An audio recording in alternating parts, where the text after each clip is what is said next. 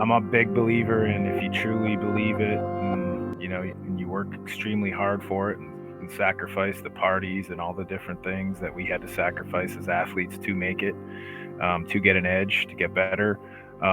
You can do anything, just like anything in life. I mean, I restarted over after retiring at 30, 39 and a half, almost 40, and business is going great too. So I'm just a big believer in going after what you believe in and working extremely hard for it. And when you do that, good things happen. That was 18-year professional tough guy, Trevor Gillies.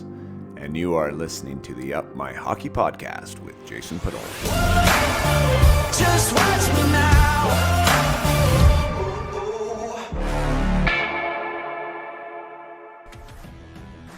Welcome to Up My Hockey with Jason Podolak, where we deconstruct the NHL journey, discuss what it takes to make it, and have a few laughs along the way. I'm your host, Jason Podolak, a 31st overall draft pick who played 41 NHL games, but thought he was destined for 1,000. Learn from my story and those of my guests. This is a hockey podcast about reaching your potential. Hey there, welcome back or welcome to the Up My Hockey Podcast with Jason Podolak. I am your host, Jason Podolak, and you are here for episode number 105. And if this is your first episode, welcome. And if this is your 50th episode, welcome. So whether you are new, whether you're a long-time guest, I really appreciate you being here today. And you are going to enjoy the upcoming conversation with Trevor Gillies. Trevor Gillies, for the NHL fans out there that would remember his name, you probably remember his handlebars, because that is what Trevor was most noted for. That he had this very, very thick black handlebar mustache that he would wear, and as far as I remember, he always either had that or a goatee, and generally it was the handlebars. Actually, a funny side story. After we had the conversation, because I didn't realize that Trevor and Eric Goddard had some history. I knew they both played for the Islanders, but I didn't know that they had history outside of that and fighting each other. And there was a game that was relatively historic in the hockey world, and that was the Islanders versus Pittsburgh back in I don't remember the year, but it was one of the most penalized games in NHL history. And there was a goalie player fight. Eric Goddard jumped off the bench. Trevor Gillies had already been suspended that game. And anyway, so I guess Godsey and Gillies had mixed it up a couple times, and so after the interview, I ended up texting Godsey, Eric Goddard, and I was like, hey, I was just I just interviewed Trevor Gillies, and he had a lot of nice things to say about you. And Godsey's first question was, does he still have the handlebars? And I said no, and he said, whew, thank God. And so anyways, we had a chuckle about that, and Godsey ended up sending me a picture of Gillies with the handlebars. So anyways, if you're an NHL fan, you might remember Trevor because of those handlebars. And he had his time there in New York with the Islanders, and we do talk about that a little bit. We also talk about his first game ever in the NHL after being in the minors for 6 to 7 years with Anaheim and how that went. But outside of those NHL stops, Gillies was everywhere, back to him being a journeyman. And when I mean like kind of everywhere, he played for 18 years. Like 18 years. Not many players do that anywhere, let alone, NHL or pro. And especially the job that he did. You know, he was never at any point in his career, self-admittedly, like a point-producing guy. I mean, he was there for a reason. And that reason was to fight and to use his left hand and to protect the players around him and to be a real good teammate. And that's what he did for 18 years. So not like a Teemu Selanne who played into his 40s and never took a hit or gave a hit and just scored goals and flew up and down the ice. Like, these were tough seasons that Gillies was playing. And I don't know, I mean, I kind of lost track of the teams, but it's like over 25 or something. I usually don't do this, but like he started his pro career at Lowell Lock Monsters with the AHL, Mississippi Seawolves in the East Coast League, Greensboro Generals East Coast, Worcester Ice Cats AHL, Augusta Lynx ECHL, Richmond Renegades ECHL, Providence Bruins AHL, Lowell Lock Monsters AHL, Richmond Renegades again, Peoria Rivermen now, Springfield Falcons, Hartford Wolfpack, Mighty Ducks of Anaheim, Portland Pirates, Augusta Lynx, Albany River Rats, New York Islanders, Bridgeport Sound Tigers, goes over to the KHL for the Vitsia Chekhov, and he goes to Finland for a year, and then back over here in North America with the Orlando Solar Bears, the Abbotsford Heat, the Adirondack Flames, and then he ends his career with the South Carolina Stingrays of the East Coast Hockey League. Like, that's bonkers. Like, how many different residences that is. And he said he was carrying a daughter and a family around with him for part of it. I mean, that, like, the countries involved, the moving, the everything for the game. You know, everything for the game, and to stay a part of it, and just to do something that he loved. Very successful now. Trevor is also in his Card Connect business. He's a credit card processing business, and he's doing really well with that.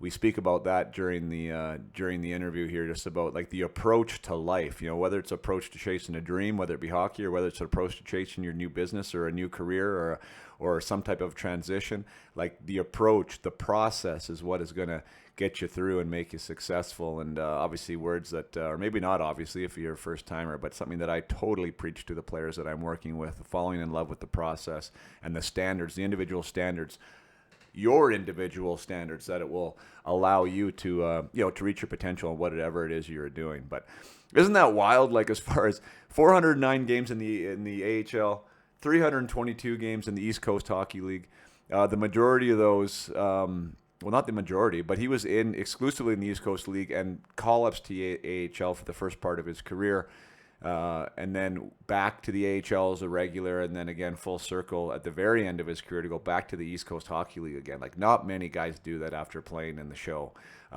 Would follow that circle back to the AHL, back to the East Coast League, and do it because they wanted to do it. Like, he just loved it. It wasn't by necessity. It was that he loved it. So, I mean, that's really a testament to him and his passion for what he did. But, yeah, and then 57 games. I joked, too. He had his highest goals per game average was in the NHL, where he scored 2 goals in 57 games and outscored me in my NHL career.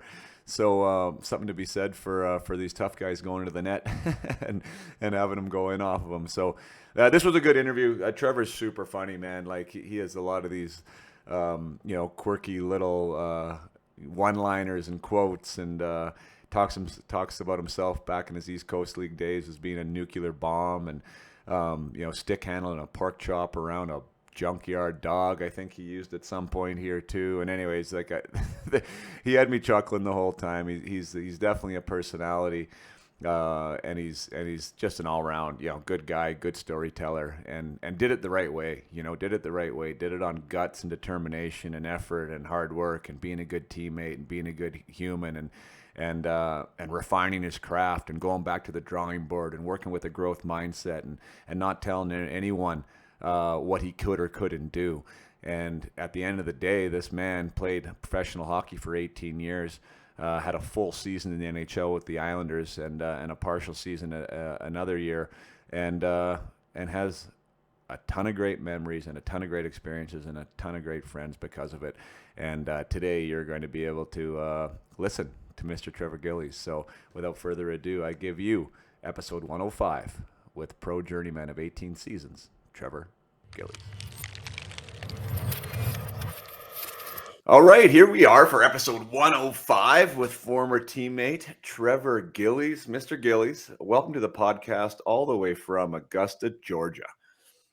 Thanks very much, Pods. It's an honor to be on Up My Hockey, baby. It was funny when, just for those listening, we were on a phone call trying to set this up. We kind of had our days mixed up a little bit, and Trevor's like, "What's the name of your podcast, anyways?" I'm like, "Up My Hockey," and he's like, "You mean like kind of like up your ass?" And I'm like, "Yeah, exactly. That's exactly what it is." So now you know the name of the podcast, and you also know that it's a little bit cheeky intentionally, but also it has the symbolism of like, let's get better, right? So that's right. Anyways, I love that. Hope it's a little bit catching for you. Well, I've been hit a lot, so sorry I miscommunicated the days there. But hey, man, I'm happy to be on with you, bud. No, super cool. Yeah, so just for a little bit other background for the listeners, Trevor and I played together in Lowell, and And we'll get into that because I think that's kind of interesting because that was your first cup of coffee in the AHL at the time. If the hockey database looks right, definitely want to chat about that. But then since we were both Islanders at one point, we were able to go to that alumni weekend, and we've been friendly there the last couple of years, but was able to get Trevor on from there. So there's the connection for us. How do you just in passing, like what do you think of that alumni weekend? Is that pretty special or what? Oh man, it was 50-year anniversary. It was all the old legends were there, and then guys like us. It was total first class, and what a great owner Mr. Ledecky is. I mean, it was awesome. Great meals, great cocktails, great game, amazing arena, and just had such a great time, and really enjoyed chatting with you and your wife and your young boy. Yeah, well, thanks. Yeah, I mean, I can't say enough about him, and it's funny because as you know a ton of people in the game, as do I. I mean, you go around and kind of talk about what happens on that weekend with guys from other organizations where they played. And I mean, nothing like that is happening anywhere else in the NHL that I've come across, and even to have some type of an alumni group is a bit rare. Some are better than others, but to actually have a weekend like that, it really is a testament to what the Islanders are trying to build there with the new ownership group and are building, with the new arena and everything. So super grateful that I got to play my one game in the island and get to go feel like an NHLer now again once a year. So that's pretty fun for me. Yeah, I enjoy it too. It's not like I was there that long either, buddy, but just a first class weekend and so many great people and super special thing he's doing, Mr. Ledecky. Yeah. So I want to get into, I mean, obviously we're here because of hockey and your story is cool. Yeah, right. Just to see where you played and how long you played, before you got that, that sip, that taste of the NHL, and all the battles you must have had to go through. So, um, like I always like starting it back, just to where it all began, and then the minor hockey upbringing and what hockey meant to you, like as a kid. Was it something that you were always super passionate about, and something you thought or wanted to be a part of your life? Yeah, absolutely. Growing up in Ontario, I mean, it's just like, you're from Canada as well.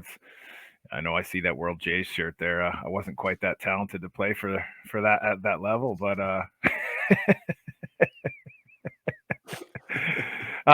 no, man. It's always been my boyhood dream to play in the NHL, and people kind of told my parents they thought me and my brother were crazy. That we had no shot being from Cambridge, Ontario, and just it was so great just playing the game all growing up.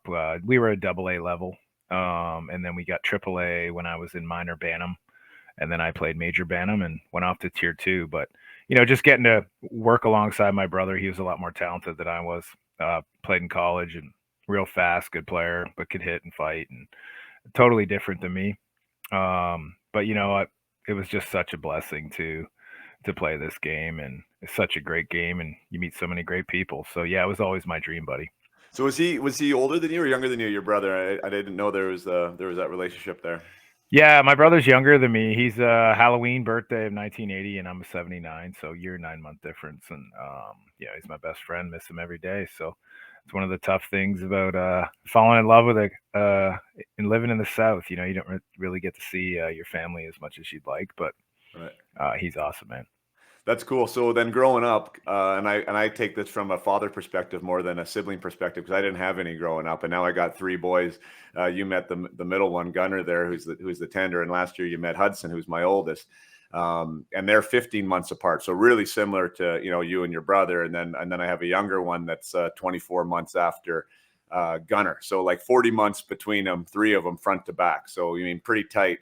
Uh, and you mean their relationship has obviously evolved over the years. I mean Hudson's now 13, Gunner's 12, and TJ's 10. So you mean that shifts and changes with puberty and growth and all that kind of stuff. But I wouldn't classify any of them as best friends yet. You mean they're brothers and they battle a little bit for sure, and they have their differences. But like, what do you remember about you and your bro like growing up? Was it always how you feel it is now, a best friend?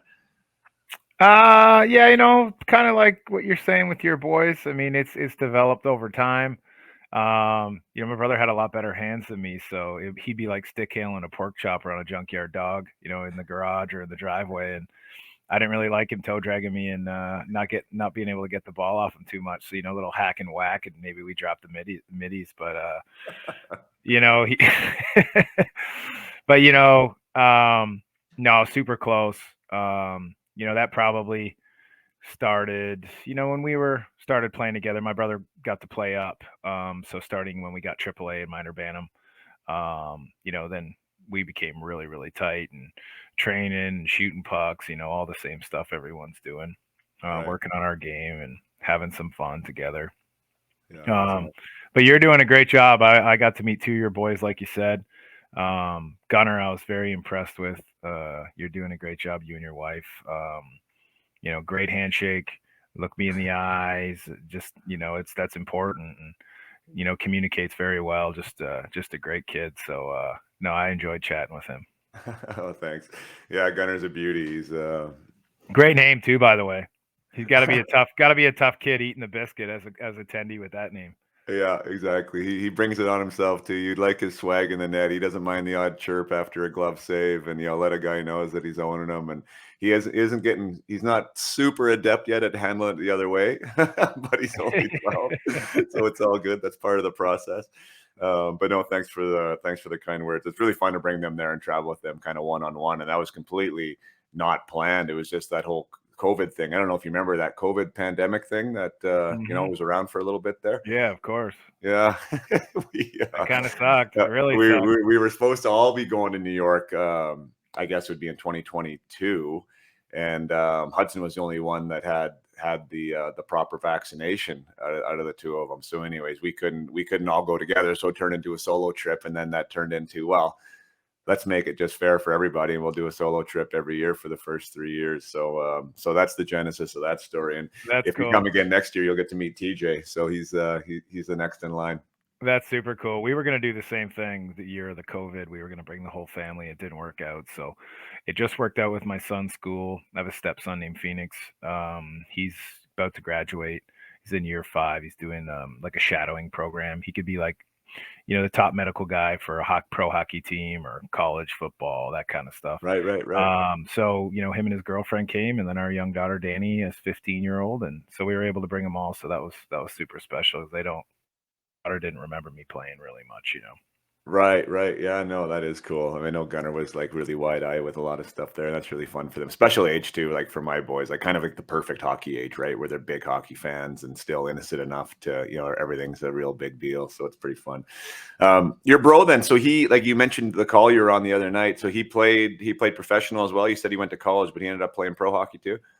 Yeah, my brother. We're both from Cambridge. We didn't play for our hometown Winterhawks Junior B. I went and played Tier 2 in Caledon, and he played for the Milton Merchants, different leagues. I went to the OHL, 19th overall pick as a defense, which the game's changed a lot.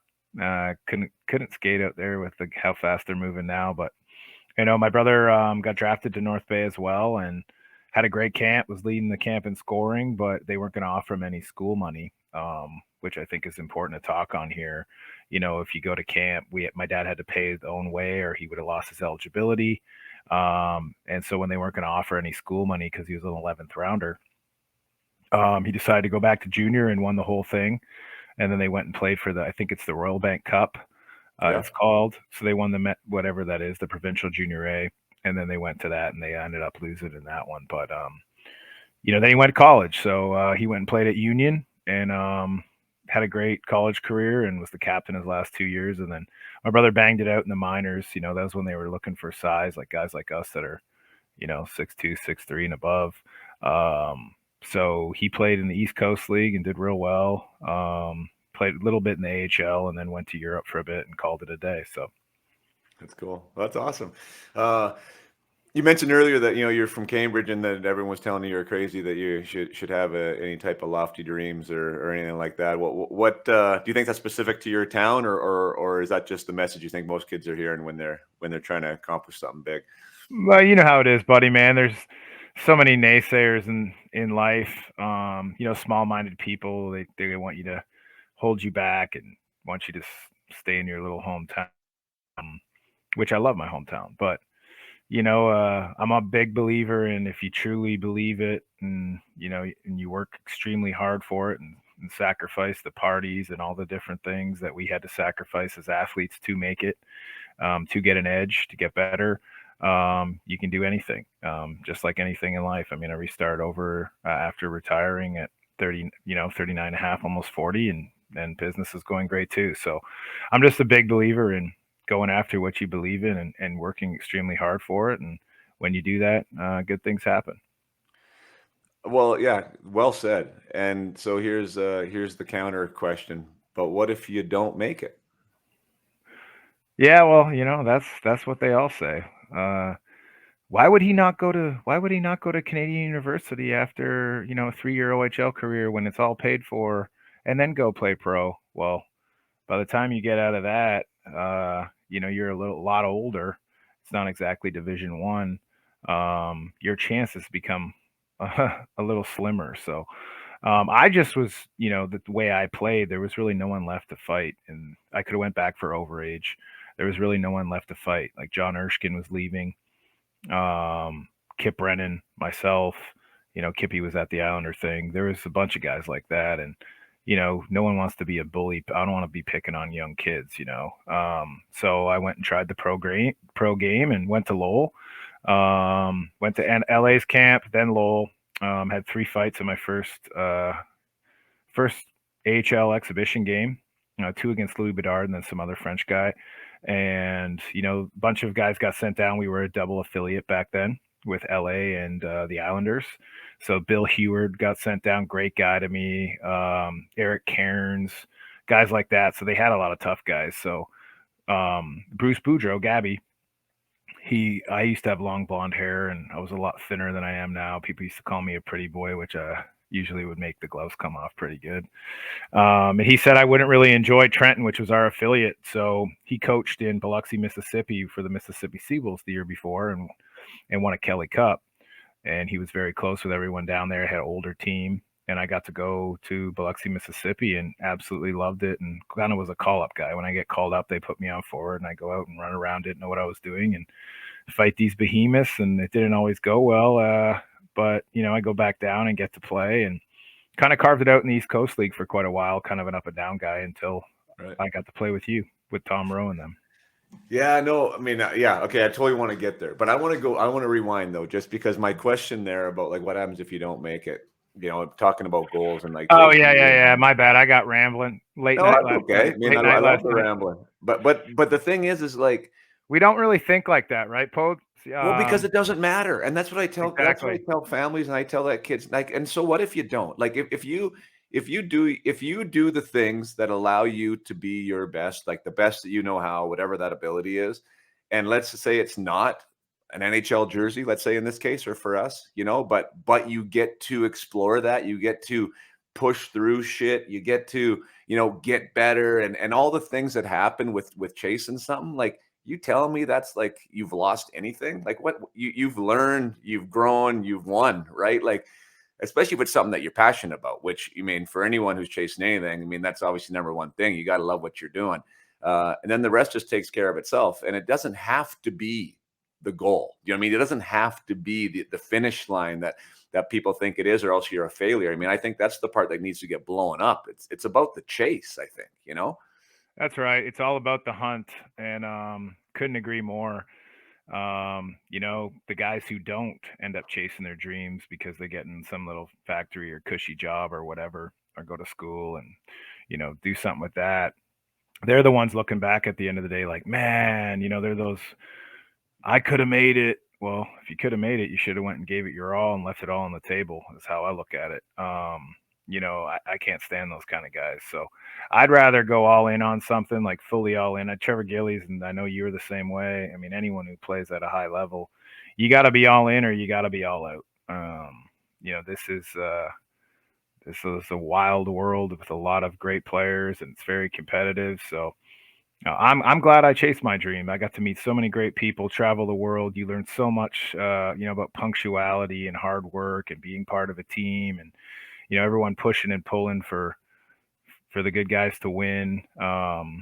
it was super special time, and obviously now as we're old retired has-beens, we definitely miss all that. Yeah, no, I mean, yeah, I couldn't agree more. And then, like with what I'm doing now, and like talking to these players, and some of them are making decisions, right? Like, what to do. Do I go to school? When do I go to school? Can I go to school? Should I go to the factory? Should I just grab a job? And I mean, I can't tell anyone what to do. I mean, they're gonna have to make their own decisions. And the best part is trying to empower these players to make decisions that are gonna work for them, and the first question is always, well, do you love it? And then they kind of uncover what that is. And if the question is like somehow close to a big, huge hell yes, then it's like you have all the time in the world to be an engineer, or all the time in the world to be an accountant, or whatever it is that you want to do. And there's obviously nothing wrong. Admirable jobs, anything's an admirable job. And it's not that hockey's better, but you can only do hockey for a certain amount of time. Like you can't play it when you're 55. You can't just be like, oh, I'm going to go play now. Right. So that's the only thing that I say is like, you got this short window, right? It's pretty tight, and Very tight window. yeah. And if you want to give her a go, then give her a go. And then you're not going to have any regrets. You're not going to be that guy that you already said that you don't, that you don't like those guys, right? Like go all in, That's and right. and have some fun doing it. And if it doesn't work out, like I said, who gives a crap? I mean, that doesn't matter, because you did what you loved, and you did where your heart was. And I think there's no wrong when guys are doing that. It's all about the man or the woman in the mirror. At the end of the day, if you gave it your all, you can look that man or that woman in the mirror proudly, instead of being a quitter. I'm all about the NFQ attitude. We won't get into what the F stands for, but pretty much never quit. So, that's what it takes in anything to be successful. Is I tell them all these kids, go pursue your dream. Like you said, there's tons of time to go work. You're going to work the rest of your life. So, what was that acronym you just said? NFQ. You can say it. I don't want to swear, but no F and quit. Yes. Right. Never.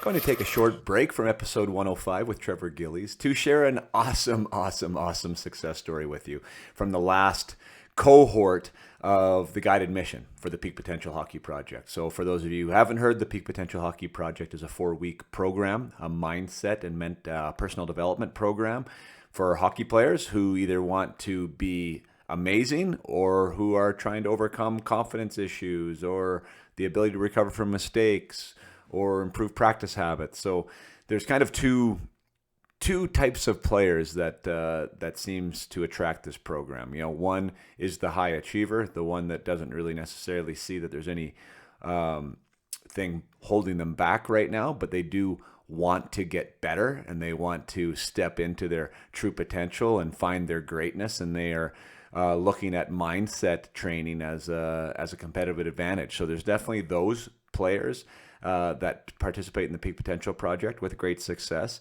And there's also players who come in because they are at some type of a crossroads where they feel like their confidence is low, or they're not able to recover from mistakes, or they are playing way too safe, or they aren't enjoying the game anymore, or they feel that their practice habits aren't good enough, or right? Like there's lots on that side of the fence that will draw a player to the program, and Dylan is the success story that we're going to share, and he's from the latest, like I said, the latest cohort of the Peak Potential Project, and when I call it a guided mission, that means that players from all across North America sign up for the program, and when I say all across, I mean that is true. Definitely, all four corners of North America have been represented. We even had a couple players from overseas participate, but usually it's a small sample size. It's a small group size. Usually between 5 and 10 players will participate in a guided mission. And the guided mission means that they get interaction with me throughout the program, and we have coaching calls at the end of each week where we get to go over the material, make sure they're applying it, make sure that all their questions are answered, and that they understand how to use the information moving forward, and how to build, as I call it, their own personal operating manual. So it's awesome. Every time I run one, I love it because there's so many great success stories. And at the end of the guided mission, I invite the parents to come on a call with me, an individual call with the player, and just to discuss the program and discuss how the journey went, and whether there was any noticeable results in the span of 4 weeks, which is how long this program is. And Dylan was a player that was playing midget. He was a first-year midget player, 15 years old, so playing with the 15, 16, 17-year-old players. And at this point in the season, and some had already turned 18. And he was one of 2 first years. And he was, as is the case with a lot of players who are competitive and who want to be their best and where it's about winning, he was super, super critical of himself, to the point that the game was not enjoyable. And that was when I had a phone call with his mother, Sherry, when they were trying to decide whether they were going to participate in the program or not. And there was some hesitancy and there was a little bit of uncertainty. And she shared with me what the game was like for Dylan at the time, and what it was like to be his mother at the time, and just how critical he was, that it turned into extreme negativity, lack of enjoyment. Couldn't see the good that he was doing or what he was doing out there that was productive and valuable, and you couldn't approach him after a game, and all these things were happening, and he just wasn't necessarily playing his best either. So he wasn't enjoying himself. He wasn't playing his best. He was not fun to be around. He himself wasn't having a good time. Had some low confidence issues, and so they got going. And Dylan, in the span of, like I said, 4 weeks to 5 weeks, essentially did a complete 180. And the smile on his face now, and the smile on her face from the mom, and the stories that they're willing to share with how Dylan was able to use the material and the coaching within the program and be able to apply it, right? And that's what I kept saying during the call. I don't think you hear that on the clip that I'm going to share, but all the accolades for these turnarounds always go to the player. Yes, they are being provided with tools and perspectives and strategies within the program, and there is coaching support that is involved with that is definitely, a tool for them to move forward. But nothing's going to happen if the player doesn't apply it. If the player doesn't jump in with 2 feet and really give it an honest effort and commit 100% to their mental development and their mental fitness. And Dylan did that. And so I'm just going to share an edited clip of the half an hour that I spent with Sherry and Dylan through their words, right, explaining what the program meant for them, to Dylan, to their relationship, and also what it meant to for Dylan moving forward. This is a kid that wanted to be on the power play, had never been at this point. During the 4 weeks he was put on the power play. This is a kid that wasn't sure where he was going to play next year, but now has a new drive, a new love for the game, and is considering higher level options of where he wants to play. Without further introduction, I'll just let you listen to the clip here with Dylan and Sherry, and hopefully you can have a big smile on your face and by hearing, and if you're watching this on YouTube, seeing the joy in his face and how much of a difference this can make for some players. So here is Dylan and Sherry on the graduate call from the Peak Potential Hockey Project. It was really emotional to be around Dylan after games. I mean, I'm obviously his biggest fan. It didn't matter how well he played or how well his team played. He was just very, very negative, to the point, like I told you, I didn't even want to be in the same vehicle. It was like, no one can talk. We can't bring up anything because it's just going to stir this whole emotional battle up. But since then, like, honestly, Jason, I have shared your program with so many of my friends, and just the impact that you have made on Dylan. We see it, his teammates see it. Like, for an example, Dylan took his best buddy aside, the only other first year on the team, and kind of preached your words to his teammate. He's been paying attention for sure. It sounded like the game wasn't a lot of fun. Like it was something that you still cared about and was passionate about, but the games weren't that fun. Like after the games weren't that fun. Like you were so hard on yourself that it actually kind of wasn't enjoyable. Is that what you felt, Sherry? Yeah, for sure. Yeah. Okay? Yeah. Before it would just be like, I'd go to the game and it'd be just whatever. Like I wouldn't be excited to go, but the past few weeks I've been really wanting to go. I've been excited to play. I've been looking forward to playing the game and like not wanting it to end. Whereas before I'd be kind of counting down the minutes till I'd finish the game. yeah, the past 4 weeks, every single thing in this program has helped me improve. I know last time we talked, you said, yeah, I would recommend this to other kids, but I don't really want to tell them about it. That was kind of the cutest thing ever. I loved it. Yeah. His secret weapon. That's something that you're happy you took part in? Yeah, I'm really happy I got to learn everything. It was a real eye-opener. It really improved my game mentally. And honestly, even physically, because I would believe in myself more, and it pushed me to get better. Has it, like, where has it impacted, have you seen, like, around the game, but also, if it has, like, outside of hockey? Yeah, this is such a good thing you're bringing up. I just got together with my girlfriends, and I told them what I was doing with Dylan. And I did say, like, this is not just about hockey. It's life skills. I think that the kids can engage better because hockey's involved in it. But what you've offered are very powerful life skills for these kids and for Dylan, and it's been a game changer for him. That's awesome. The last 4 weeks have been an incredible change. So fantastic stuff there from Dylan and Sherry. I mean, there's more, and obviously I could probably post that whole call, to be honest, and just, the interactions that we had and the progress that they made, and I couldn't fit it all in there. I understand you're here to listen to the Trevor Gillies interview, and we'll get right back to that. But just to put a bow on that, the momentum that can be created by giving players tools and perspectives and strategies and support that they didn't know were out there or didn't know existed can be game changing. And I mean that in every sense of the word. Like, can be an absolute game changer, like it was for Dylan. There was 3 or 4 others that had massive game changing results too in this last cohort.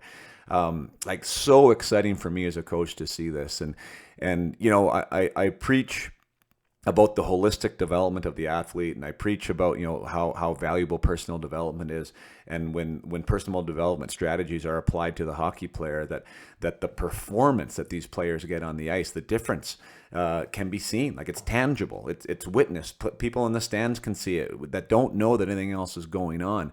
So although I love what I do, because I know that I'm creating better humans and giving them better strategies to be more productive and more successful and bigger contributors, in society. But the hockey side of me also gets super excited, because this is the biggest competitive advantage that you can get in a short period of time. There's nothing else you can do. It's that simple. There's absolutely nothing else you can do in hockey, especially at some of these older ages and higher levels, that can get you the biggest results in that type of time. You can't take a shooting course, or you can't take, strength and conditioning, or you can't find a new stick handling routine or a power skating coach that is going to move the needle as much as you, as a player, can move the needle by shifting the way you interact with your thoughts and how you show up from a mental perspective. It's the biggest game changer. There's nothing else that can make that big of a movement. So if you are considering, and that's why this speaks to, like, the athlete that feels that there's nothing wrong, right? Like, this should, like, get you so curious that you want to think, what am I missing? Because you know what? You don't know what you don't know. You have to be a curious athlete if you want to perform at the highest levels on the biggest stages. You have to leave no stone unturned. And here is an opportunity with the Peak Potential Hockey Project to start training your mindset and start trying to see if there is something out there that you haven't thought of yet, that you haven't discovered, that you can maybe turn the volume up on a little bit more to give you these competitive advantages and get you the percentage points that you won't find anywhere else. And if you're somebody who's struggling, if you're somebody that does have something that is just an issue, like, you may not want to look in the mirror and admit it, but there's something there that isn't quite clicking, and you do know that you enjoy the game, and you do know you want to be better at it, and you do know that there's bigger things for you to come, this is like auto response, yes. Find something or somebody or some program that you can look into to see if this is going to work for you. Obviously, you're listening to this podcast, so it makes sense that it would be an Up My Hockey product, and the Peak Potential Project has been proven time and time again to get great results. So if you are one of those players, get into the next program, the guided mission, or get the solo mission and just take the course, the content yourself. Whatever the case may be, you are being foolish if you are not investing into your mindset. So thanks for Dylan and Sherry there for being willing to share your success with everyone here. And let's get back to the interview with Trevor Gillies. Well, because was there any times, and again, like I enjoy having these chats because I know there was times me being an AHLer. You were one hell of a player, I could tell you that. Oh, well, thanks. But being an AHLer and like getting to a spot where I was like, well, geez, I mean, like, what's going wrong or why aren't I not going up? And like kind of getting to that headspace of, you know, I don't know, let's say a poor me kind of, right? Like, oh, damn, you know, and then kind of losing some of that fire that I've just been talking about because the things aren't going the way you want to go. For me, that meant going to Europe, which I thought I was going to come back. Right. I was like, okay, I'm going to go reinvent myself. I'm going to come back, give it another shot. Europe was such a great experience. I was like, well, I guess I'm here. You know, I'm going to do that. But I bring that up is because, I mean, I don't know what it felt like to be in the coast, you know, and grinding it out there. Like you even said that you were, you know, like, which would seem 3 million miles away from wearing a jersey for the Islanders, you know? Yeah. Well, like how did you go through that? Like when you're in that spot, are you just proud to be a pro hockey player, or are you still keeping those big dreams? Was that part of it? Well, luckily I had a lot of great old players on my team that said, "Hey kid, you know, keep doing what you're doing, stay on the bike, stay in the gym, you know, you're young, you're going to get the shot, you know, keep working hard." So, you know, but they don't call it the ECHL, stands for easy come hard leave for nothing. Unless you're getting, you know, top scorer back in those days, or you were, you know, or if you look at the list of who actually made it up to the AHL or the NHL, it's usually like you got to be a superb superstar for that level. Then you're going to have to change your game at the AHL level because they already got those top guys from Canada, US, Europe, you know, or tough guys or goalies. So I kind of, you know, did my homework on that, and I wasn't confused. I knew I wasn't going to make it as a player, getting, you know, barely any goals or points. So I just tried to grow my box, and, you know, I just kept working and just trying to get to that. It wasn't like I'm going from the East Coast League to the NHL. You know, it's all about steps. So try to be a call-up guy early on and do well, and then, you know, hopefully you can get to that point where you can play, you know, 20, 25 games. It's enough of a sample size to be able to try to get an AHL contract, a one-way where it's guaranteed, and then, you know, then you got to go and still do the job, right? Fight all the top guys, and you know, then you're trying to, you know, get a little bit more pay, and hopefully, you know, because when you're a call up, you're not making much and you're fighting giants. It's not easy. You're living in a hotel, you know, you're barely scraping by, to be honest. And then you get that first NHL two-way, and you know, you just keep going. And you know, fortunately it all worked out, you know. Was there any moments there, like, because I think that's usually when I talk with players, usually the darkest times, like, that you can get through, are the times that are the most, you know, meaningful and like consequential to the success of somebody. Was there any moments like that early on where you're like, what the hell am I doing? Like, why am I here? You know, like, should I be doing something else? Well, I don't know if you remember when I got called up to Lowell when Tom took over as head coach. I love Tom Rowe. We don't talk as much as I would like. He lives in Charleston now, but Tom bagged me every single day. Like, we'd have the practice with the boys, and then everyone get off, and, you know, guys would have a cold tub or have a workout or sit in the lounge or go home and go eat with the boys, whatever. But I was still on the ice for like an hour, if you remember correctly. I remember all you skill guys like looking, going, oh, he had a stopwatch out. I mean, he's putting me through the paces, you know. And I would I couldn't, like, you know, I'd be laid out on the ice, and then I'd go eat something and go back to the hotel. So, but, you know, I never thought like that. I was just like, well, he's really investing this time, his own personal time, you know, because I never played forward. Like, I don't want to let this guy down. I don't want to let my brother, you know, the guys in the room, I'm a call up. So it's not like I'm super close with everybody, but everyone was nice. You were one of the real nice ones to me.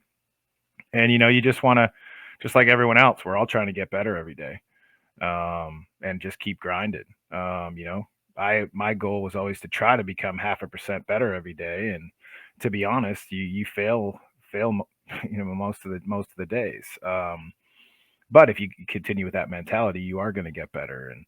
It's like heating up steel, or our blades when we used to have to curve them before the patterns came out. You got to heat it up, and if you heat it too much, well then it's probably gonna melt. But tweak it nice, and you got a nice little pattern. So now I was just a firm believer in like, hey man, let's see what happens, and just give her. Yeah. And but yeah, when you're in the minors a long time, to really answer your question, I got called up and got knocked out by Derek Bugard. May he rest in peace, and condolences to his family and friends. The guy was an absolute monster. I mean, I'm not a small guy, and he made me look like a child fighting him. So big, so long, so rangy, and so I got my shot, but I didn't.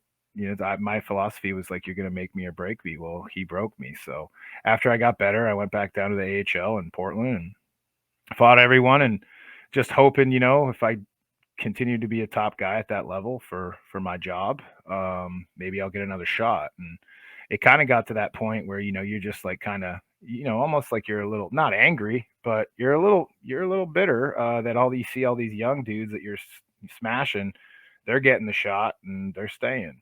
So I just kind of really embraced that, like, high paid babysitter of protecting the young talent, the prospects, and try to be the best teammate and best in the community and best at the job, and just hoping, that it would work out. And fortunately, I got the call at 31 years old on my 31st birthday to play for the Islanders. So, very, very fortunate, and have a lot of gratitude for that.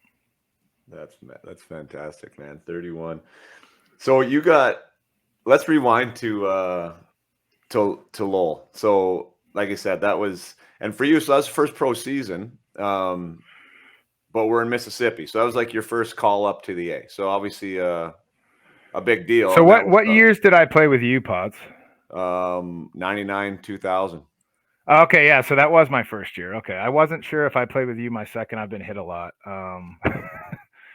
So yeah, go ahead. Now, yeah. So just Lowell, right? So that was like Y2K, the whole world was supposed to melt down on New Year's there that year, and I can't remember if it was the second half or the first half that you came up, but anyways, just for people listening, so you're in the coast, you had 200 penalty minutes that year looking at DB in 53 games, you get called up, you have 38 penalty minutes with us and 8.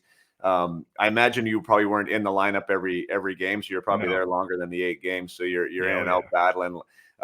That's a call up, like that's a big deal. That's why you're grateful for the opportunity, and you're also almost probably grateful that you're getting bagged out there.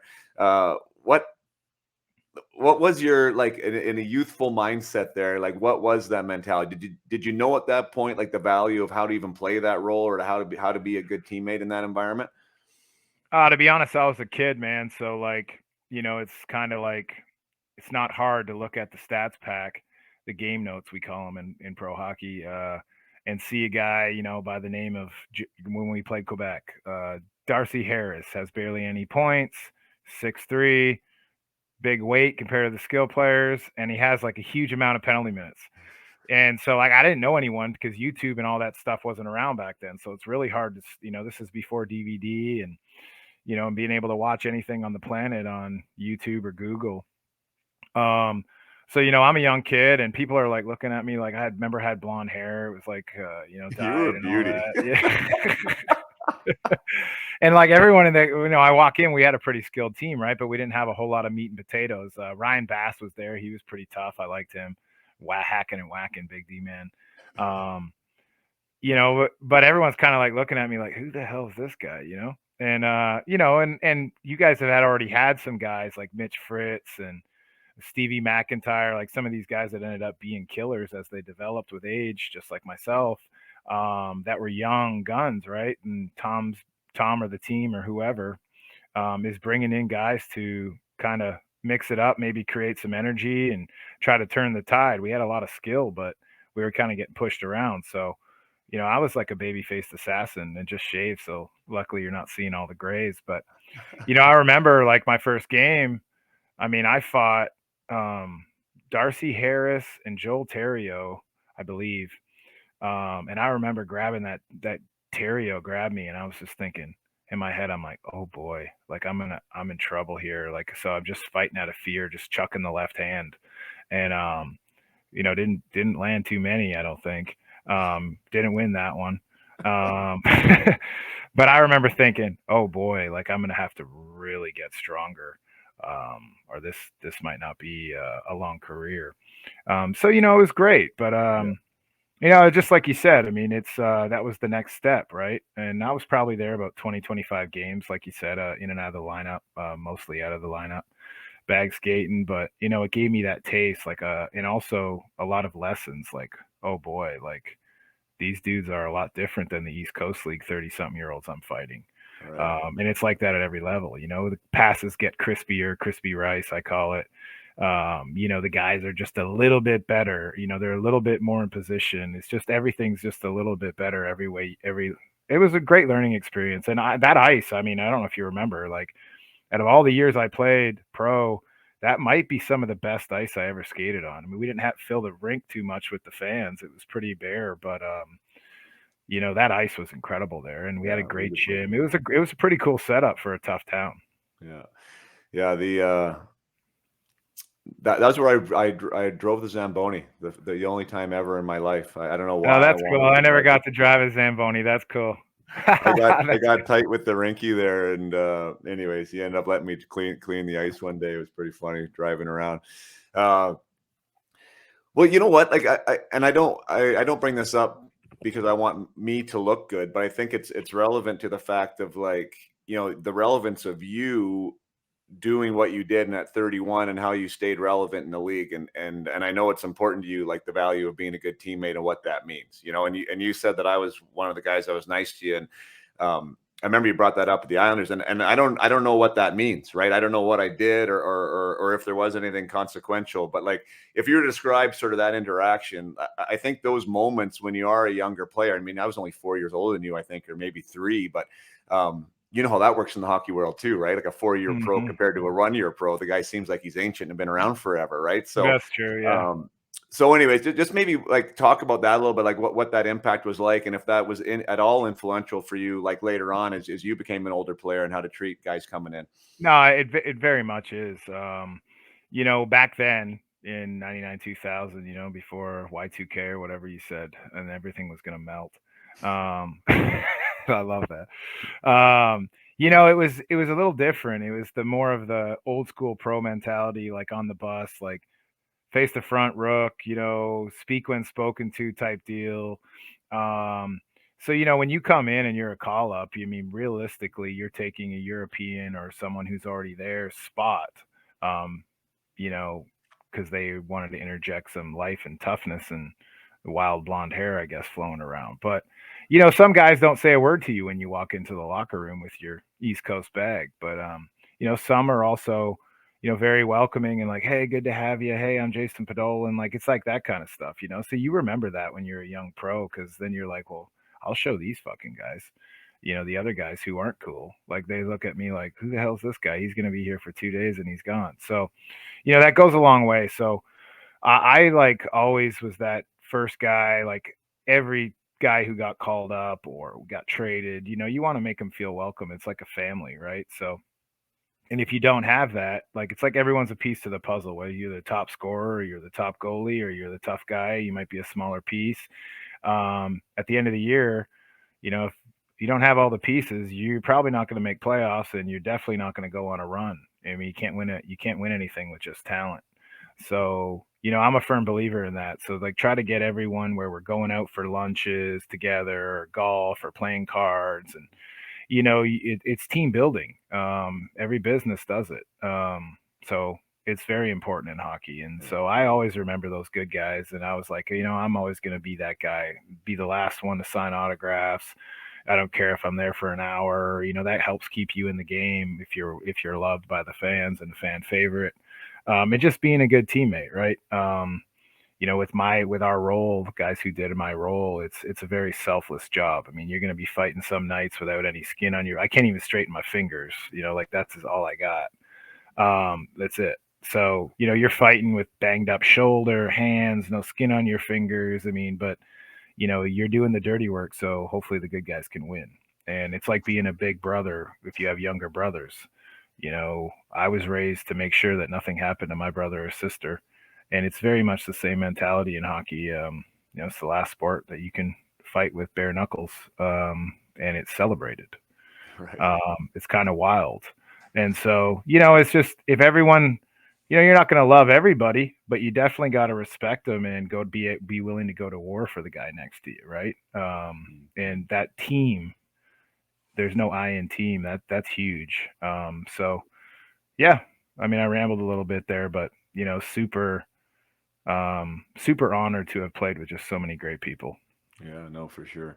The you bring that up, just even like something simple as walking across the room and introducing yourself or welcoming a guy to a team, or whatever that conversation might be like, can be impactful. And especially, like, I think one of the things that maybe guys don't recognize, and I'm not saying that's why I would have done it, but like the impact you can make, especially as somebody that has been established somewhere. Like, I remember, like, when I got called up to the NHL, like, these are some of your heroes now at this point, right? That Exactly. you've been around, and for that guy to come across and sit next to you in your seat, and next in your stall, and say, "Hey, man, like, welcome," and like takes the time. It's like that's a It's huge. conversation that you remember forever, and it's like 100%. super special.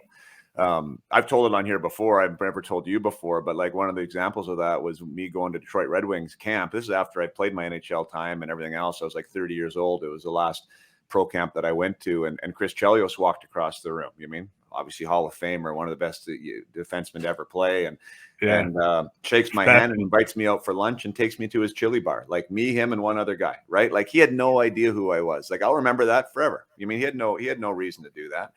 And that experience also encapsulated what the Detroit Red Wings were like at that time, right? You talk about team, you talk about unity, you talk about bonding, like they had it going on there in spades. And I think that was a big reason why they were so successful. But yeah, I mean, to your point, like me coming over there and saying that I think I was the leading scorer that year, like that was probably you were cool, right? Like, oh, there's a guy, he's one of the guys, and he's taking the time out to say hi and maybe invite you to lunch or whatever. I mean, I don't remember all the scenarios, but I mean, just those little small, like, be a good person, right? And that's something I know that you pride yourself in. And I guess why I brought that up is because, like, it starts early. Like, my youngest son, now that we've talked about already, or my oldest, I should say, Hudson.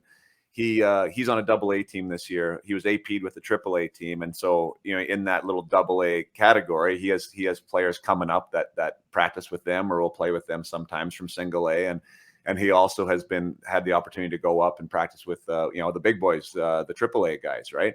Yeah. And so I asked him, right? So I asked questions to try and get him to think, and I'm like, "Oh, so how'd you feel in the dressing room? Like when you went up there?" And he goes, "Oh, I felt great. Like they all came in and introduced themselves, and they got me a jersey." And I'm like, "Oh yeah, how'd that make you feel?" He's like, "It felt awesome." He goes, "I don't do that with the guys that come up for my practice." So like he was able now to connect the dots that like he didn't take those steps, and now he feels like what that difference that made for him. And so we had that conversation. Well, now you know what to do next time, right? Like, that's right. Yeah, he's developing. Yeah, that's great. That's incredible. I mean, it's a great game for many reasons, and that's part of it. Being a good teammate is absolutely huge if you want to, especially if you don't have a ton of talent. If you're not a great teammate and you're a bottom end of the totem pole guy, fourth line guy, you're probably not going to be there very long. And so, whether you're the superstar, that's super cool story about Chris Chelios. I have some stories like that too over the years. That's incredible. And that's what's great about this game. There's not many bad guys in the game of hockey. It's a very humbling sport. Yeah. And that's what I say just about the ability to impact, like, even the junior guys that I work with now, even when I was actually, to be quite frank, like coaching my U13 A team in Vernon, right? It's like teaching those guys this vehicle called hockey, because it's so super like respected and elevated, to whether that's to a fault or not in Canada, but it is. And you have an ability to impact, like, these 12-year-old kids can impact these U9s and U11s by taking the time out, and we go to practice with them and ask them how their game was or who their favorite player was, right? Like, now that kid is like, oh my gosh, like that U13 Mustang just talked to me, like, yeah, exactly. And that's just about being a good person, and that's just about caring and just kind of understanding the impact that you're able to make. And I think the quicker that we can understand that, and you don't have to be a hockey player, obviously, to make an impact. Like you can do that at a grocery store. Like it's funny when same thing, like we'll be doing whatever and I'll be with the boys and there'll be like an experience that you'll have in a customer service relationship and be like, that person was really good, weren't they? Like they were really special at what they did. Like, did you feel like looked after? Did you feel like cared for? Did you feel valued? And yes. And it's like, well, awesome. Right. Like that's what it takes, and I think, learning that side of it, which I'm super passionate about just in the hockey realm, because yeah, you need to shoot the puck and yeah, you need to be able to skate, but shit, man, like if you can take care of your teammates, if you can understand the impact you can have in the community you're in, if you can be able to relate to your coaches and all that stuff, it's like, man, sure. you're just adding value, right? Like you're adding value and that makes you more valuable. That's the flip side of it, right? Like, so I don't know. I get kind of fired up on that stuff. No, I love it. I couldn't agree more. Being a good person is huge. And you're obviously teaching your boys just by even talking to that person at the counter, with customer service, how great of a job they did, how they made you feel, providing value. It's gratitude, and that stuff's contagious. It's people should be holding doors. So there's so many little things, right, that a lot of people don't do anymore. But hockey can teach some great life lessons. 100%. I want to talk about the first game, because I think there's got to be some awesome story here. Maybe you already told it with the Bugard. I'm not 100% sure, but I think you played like 5-6 years, if I did my math correctly, up and down East Coast League, AHL, doing your thing. I think you had 2 years. Looks like you were 2 years steady in the AHL, like where you kind of established yourself there as an AHLer and got out of the East Coast grind. And then you got your first game, 2005, 2006 with the Anaheim Ducks, and you got 21 PIMs in that game. And then it was a while until you got back, right? Like then we're talking about long while. 2010, 2011, right? So you got your one taste and you got your 21 minutes. Is that the story that you already told about the Derek Bugard? Yeah, that's when I got dropped. But we won't talk about the fight. Anyone can see that, and that's not really relevant here with what we're talking about, and just the feelings, right? How the people made you feel. How did you feel? It's deeper than that. So like when you go out for warm-ups for your first National Hockey League game, and that boyhood dream and all that hard work and sacrifice becomes a reality. There wasn't one hair on my body that wasn't standing up, on the back of my neck, my arms. It's wild. The feeling. And then standing there for the anthem, is like, it's hard, you're not letting tears out, but it's kind of an emotional experience. So, and it's tough, especially with what I did.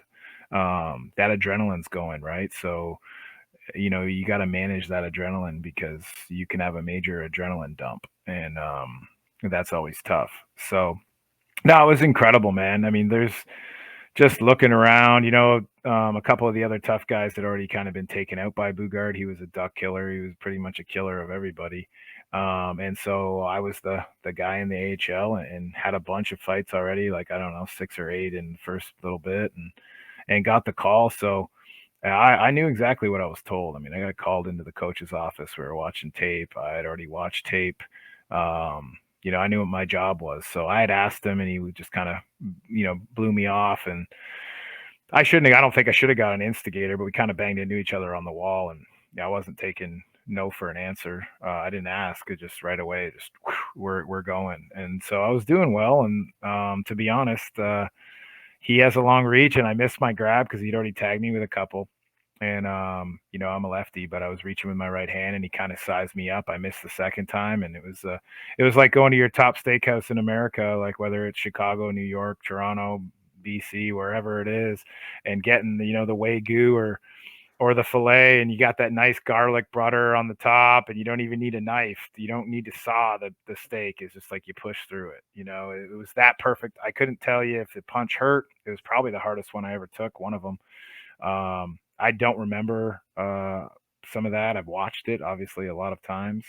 It was just a perfectly placed shot. And, like I said, make me or break me. And, if I would have won, I probably would have been there for a while. But to be honest, everything happens for a reason by the big guy upstairs. And I wasn't ready, to be honest. I was more of a toe-to-toe guy back then. And when you're young, you think you're invincible, and wasn't really doing triangle blocks or cross grabs and all the different stuff, moving away from the power, just standing in the pocket, right? And that's never a good recipe when you're fighting someone with much longer arms.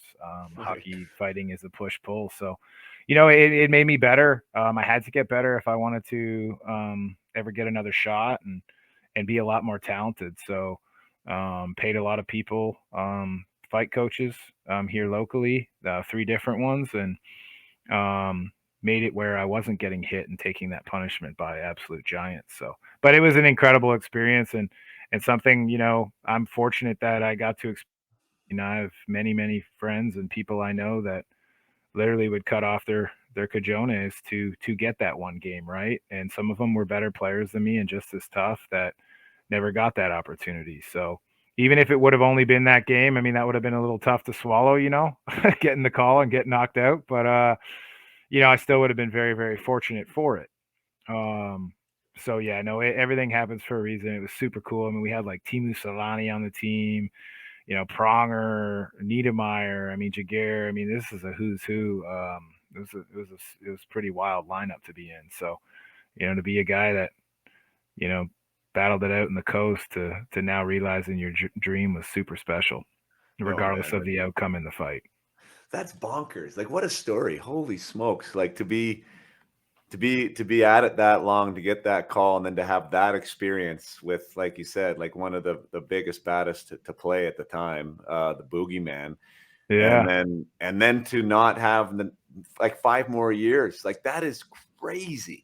And then like to go back to the drawing board and, like you said, to hire the guys and to take that as like with the growth mindset, like something that I talk about here all the time, right? Like what did that teach you? I mean, if you want to find what it taught you, you'll get an answer. You got to ask the right questions. Like that's one thing I always talk to my players about, right? Like, what did I learn there? What could I do better? What can I improve? How do I level up? You mean your brain will answer that instead of saying, why did I fuck it up? Why did I get knocked out? Why is that guy stronger than me? You know what I mean? Like you can have your questions tell you whatever you want, and that's kind of the power of the mind of where you want to direct it. And it sounds like you directed it where it needed to go, and were able to kind of reinvent yourself a little bit, add some layers to your game that made you better at your craft, and that's super admirable. Is there any memories from that first game? Like, you're talking about standing on the bench, but we also talked about guys making a difference, and you had some big people in that room. Are there any little anecdotes or stories they were all just so welcoming? I mean, like Timu Solani is one of the nicest human beings you'll ever meet in your life. I mean, you would never know the guy was scoring all those goals and playing that long. I mean, you had Corey Perry and Ryan Getzlaff and Zenon Konopka is a dear friend of mine. He was there. I mean, it was awesome. I mean, everyone was great. I mean, obviously it didn't end the way I would have liked, but right.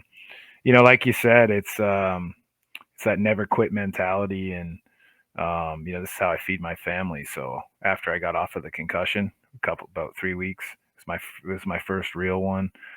Went back down to the ECHL and was getting back ready, and first game, first shift, you gotta show the boys that you're there for them, and they're not like, oh geez, our tough guy's got a bad head, and then they play a couple inches smaller and 10-20 pounds lighter. So right. I went out and did the job right away and just kind of stayed on it. Probably shouldn't have. Let's stop there for a second, because there's got to be, like you said, it was your first real one. We haven't really got into the psychology of being a fighter. A lot of guys have different ways. Some guys enjoy it. There's not that many that actually do. Some guys have more anxiety about it. I don't really want to. We can get into that, but like just saying, so that job in and of itself, there's some anxiety that other players don't have. Like just in it. Now you add that layer on. Now you've had actually a real injury. Now there. Without question, I don't care who you are, there has to be some type of doubt in your head about what this is going to mean to me and what this means to my career. And now you're back out there, like you said, 3 weeks later, and you're going to do it again. Like, what was that build up like to that first game?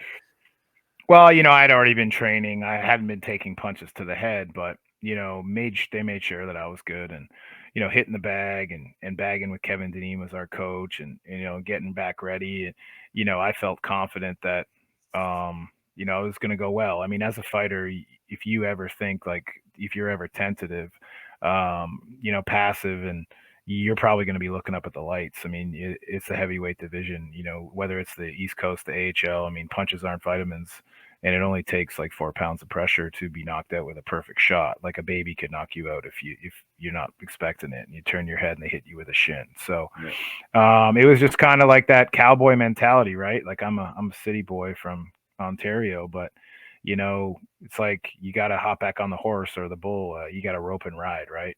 That's your job. So it'd be like a skilled guy. He hurt his wrist and he can't shoot the puck. Well, he's probably not going to score many goals. So, I wasn't confused. I knew what I had to do, and I definitely wanted my guys to know that okay, Gills is all right. He's back, and just kind of stayed on it. But yeah, you're right. I mean, fighting is hard physically. I loved my job. I mean, I'm one of the rare ones that loved every minute of it. Took great pride in it. But it definitely is tougher mentally, especially when you're coming off of something like that. You're like, I got to have a good one here. Like you said, I mean, if I get tagged again and have 2 concussions, just say I got another one shortly thereafter, well, then, my career could be in major jeopardy. You only get one brain, right? So, fortunately, honestly, that I'm left-handed, because it truly is an advantage. Right. Because, the majority of guys are right-handed. Take another short break from the conversation with Trevor Gillies to give a shout out to Graham, my Instagram buddy, who reaches out from time to time and just acknowledges the podcast or shares some tidbit. And he wrote to me the other day, just kind of out of the blue. He said, "You're killing it with the interviews lately. Editing yourself better while still including important parts of your own story. It's only a matter of time before bigger places start to notice if they haven't already. The Turgeon interview was great. The Needham was awesome. The Sutter was epic." So super cool. I mean, I always appreciate notes like that. I am grateful, that someone takes the time to listen and to give me that type of feedback, and even to let me know that maybe I'm conducting the interviews better, or there's things that you notice that are coming across a little cleaner. So that's great.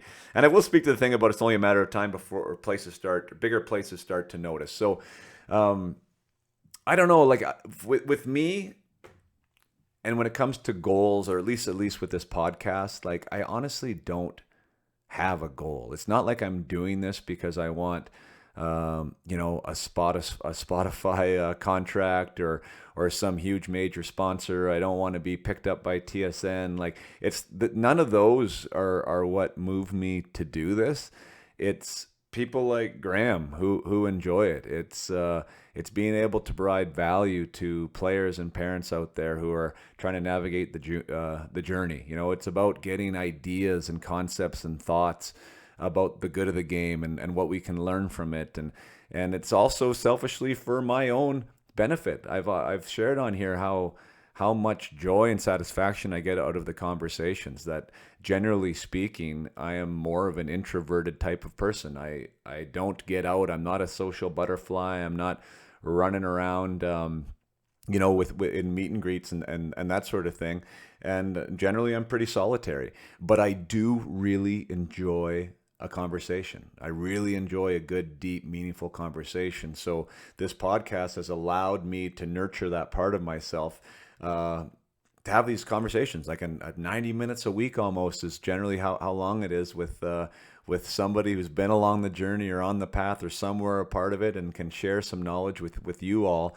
And for me, that's the goal. And that's generally the way that I operate. I'm not a huge metrics guy. It's nice to have some metrics involved just to know that, you are growing or things are happening. But I find when I put that first, or if that was my big goal of bigger people noticing, then that's when maybe frustration sets in, or that's when, what you start doing as far as your action items start to change, and the motivation for why you're doing it changes. So I just believe in organic growth. I really do. Of course, there's strategies and business things that you can do to help that along, but I just try and do the best that I can.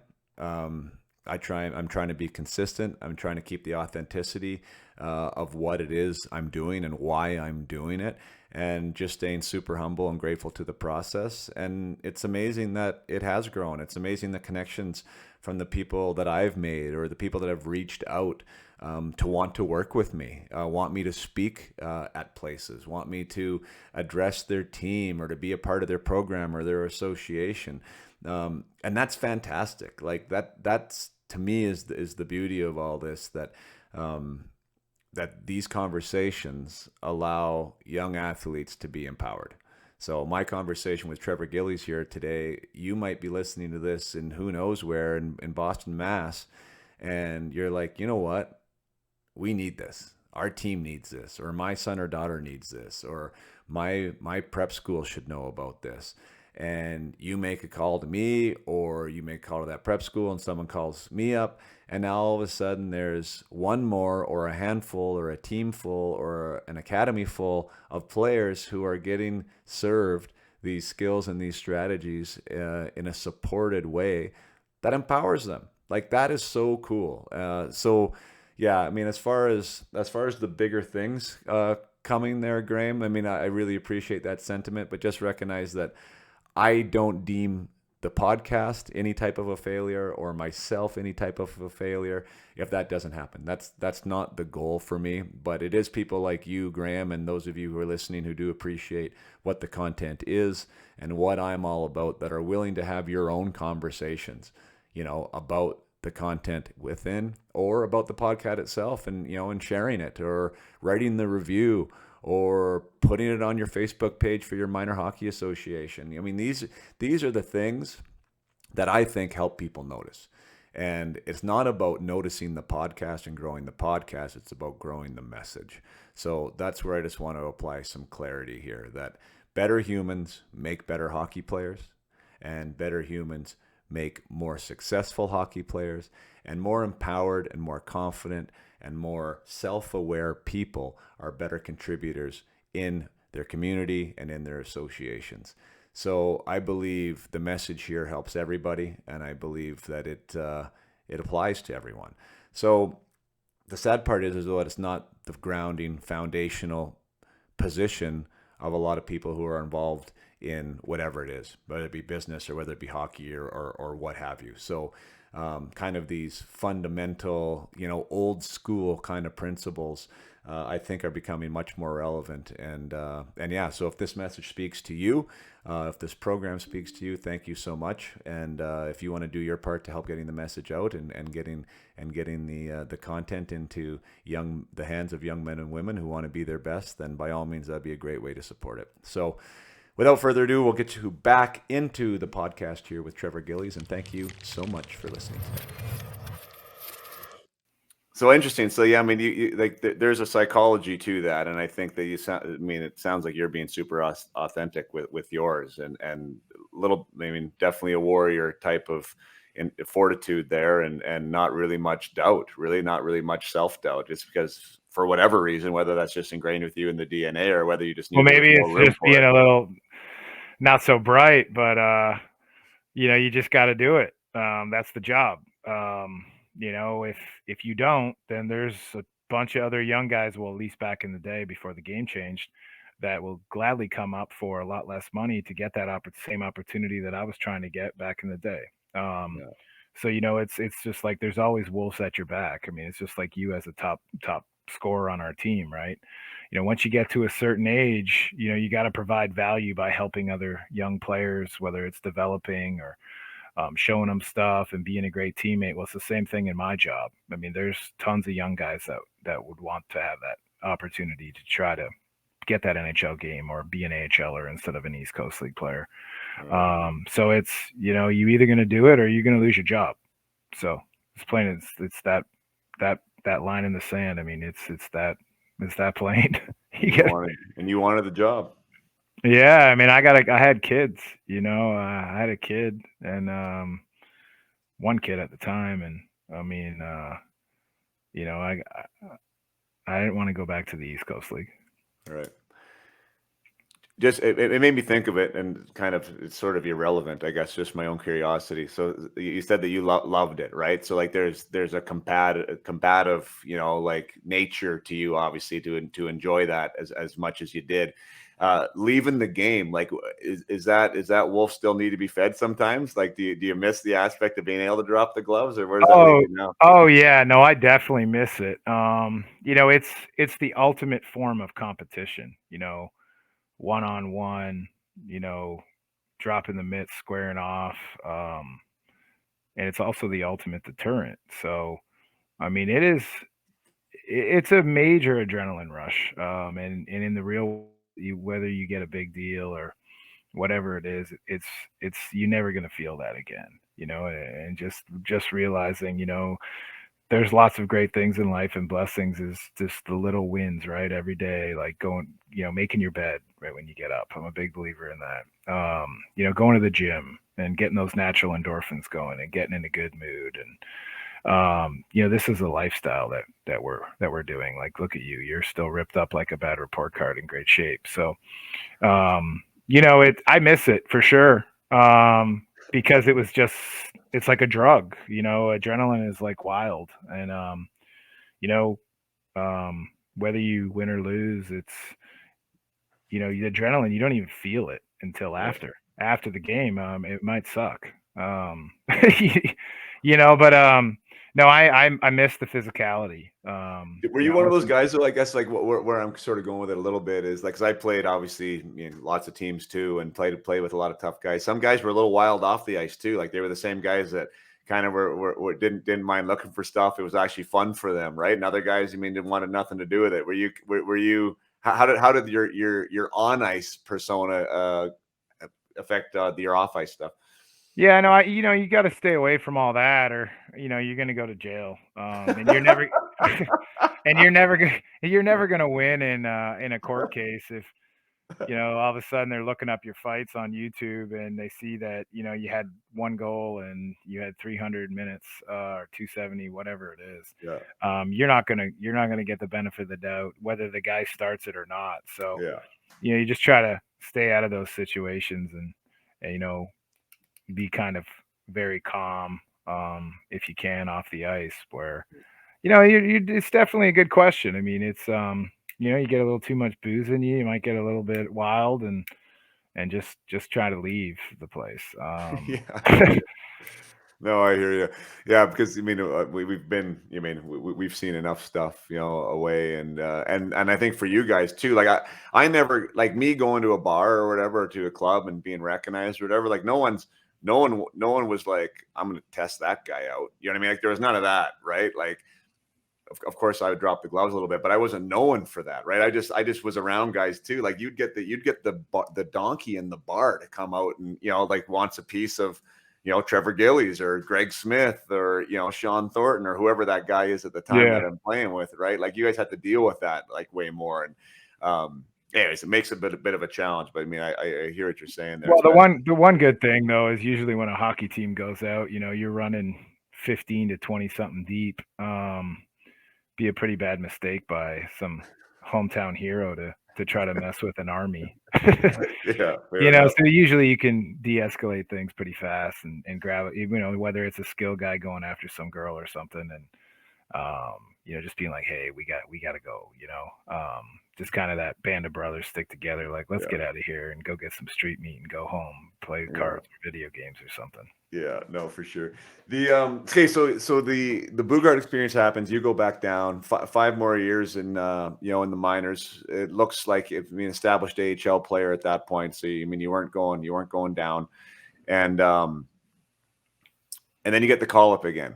So I want to talk about the Islanders, but I also want to talk about Trevor Gillies from the time I met Trevor Gillies with the wild blonde hair and the young kid, and he's like, like being a wild child to, it's almost 10 years later, right? Like, because I know that we all go through these kind of metamorphoses or these evolutions of understanding how we fit, what our personality is and how does that personality fit into the team, and are we being too big, too bold? There's some things that happen, right, with maturity and everything else. Like, can you cross-reference that? Trevor Gillies from 2000 to Trevor Gillies from 2010, like when you got that next opportunity?